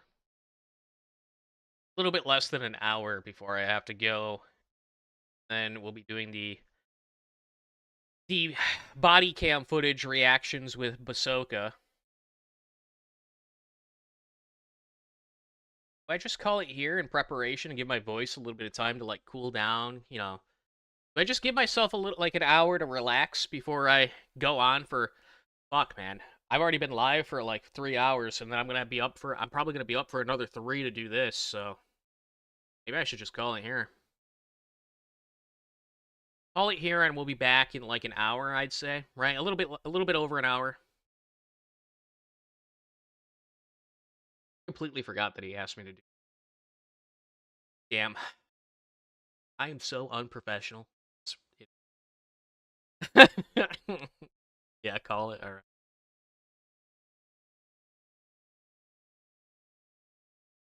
Has any slot tubers reacted to synth? I don't think I've ever seen that. Well, I guess it depends on what you mean by slot tubers, right? Like I've reacted to. I'm sure that there's tons of like left wingers that have done reactions, especially when a clip of his blows up on Twitter. They will do reactions to it and stuff. I've seen it happen. Someone sent me a clip of it of like some brown faggot doing a react to synths like video, and then he pulled up my video where I made fun of him for the Fuda stuff and tried to act like I was on his side, that like I was somehow on this guy's side. Like I'm on the brown faggot side when it comes to this one. My boy, you suck so much cock on the regular. I couldn't speak to you. I couldn't speak to you in fear I'd catch AIDS. Okay? So yeah, a lot of leftists got the wrong impression of what was happening in that video. Maybe it's my fault, or maybe they're just stupid, but it was very obviously not meant for them. That was not me appealing to them. Okay, these fucking stars just don't get it, man. Don't get it! Who's the brown guy? I don't know. This was years ago, bro. Who did that? I don't know. Just I don't know. George found it and sent me. It was a long time ago. It was some nobody. Well, I don't even remember the guy's name. Some fucking nobody with like 20 viewers. Chat.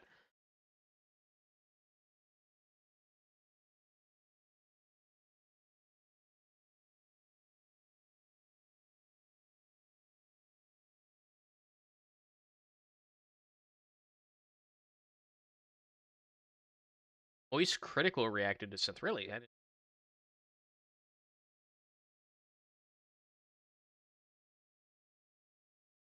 You be live back here in like an hour? Yeah, I'm gonna be live here.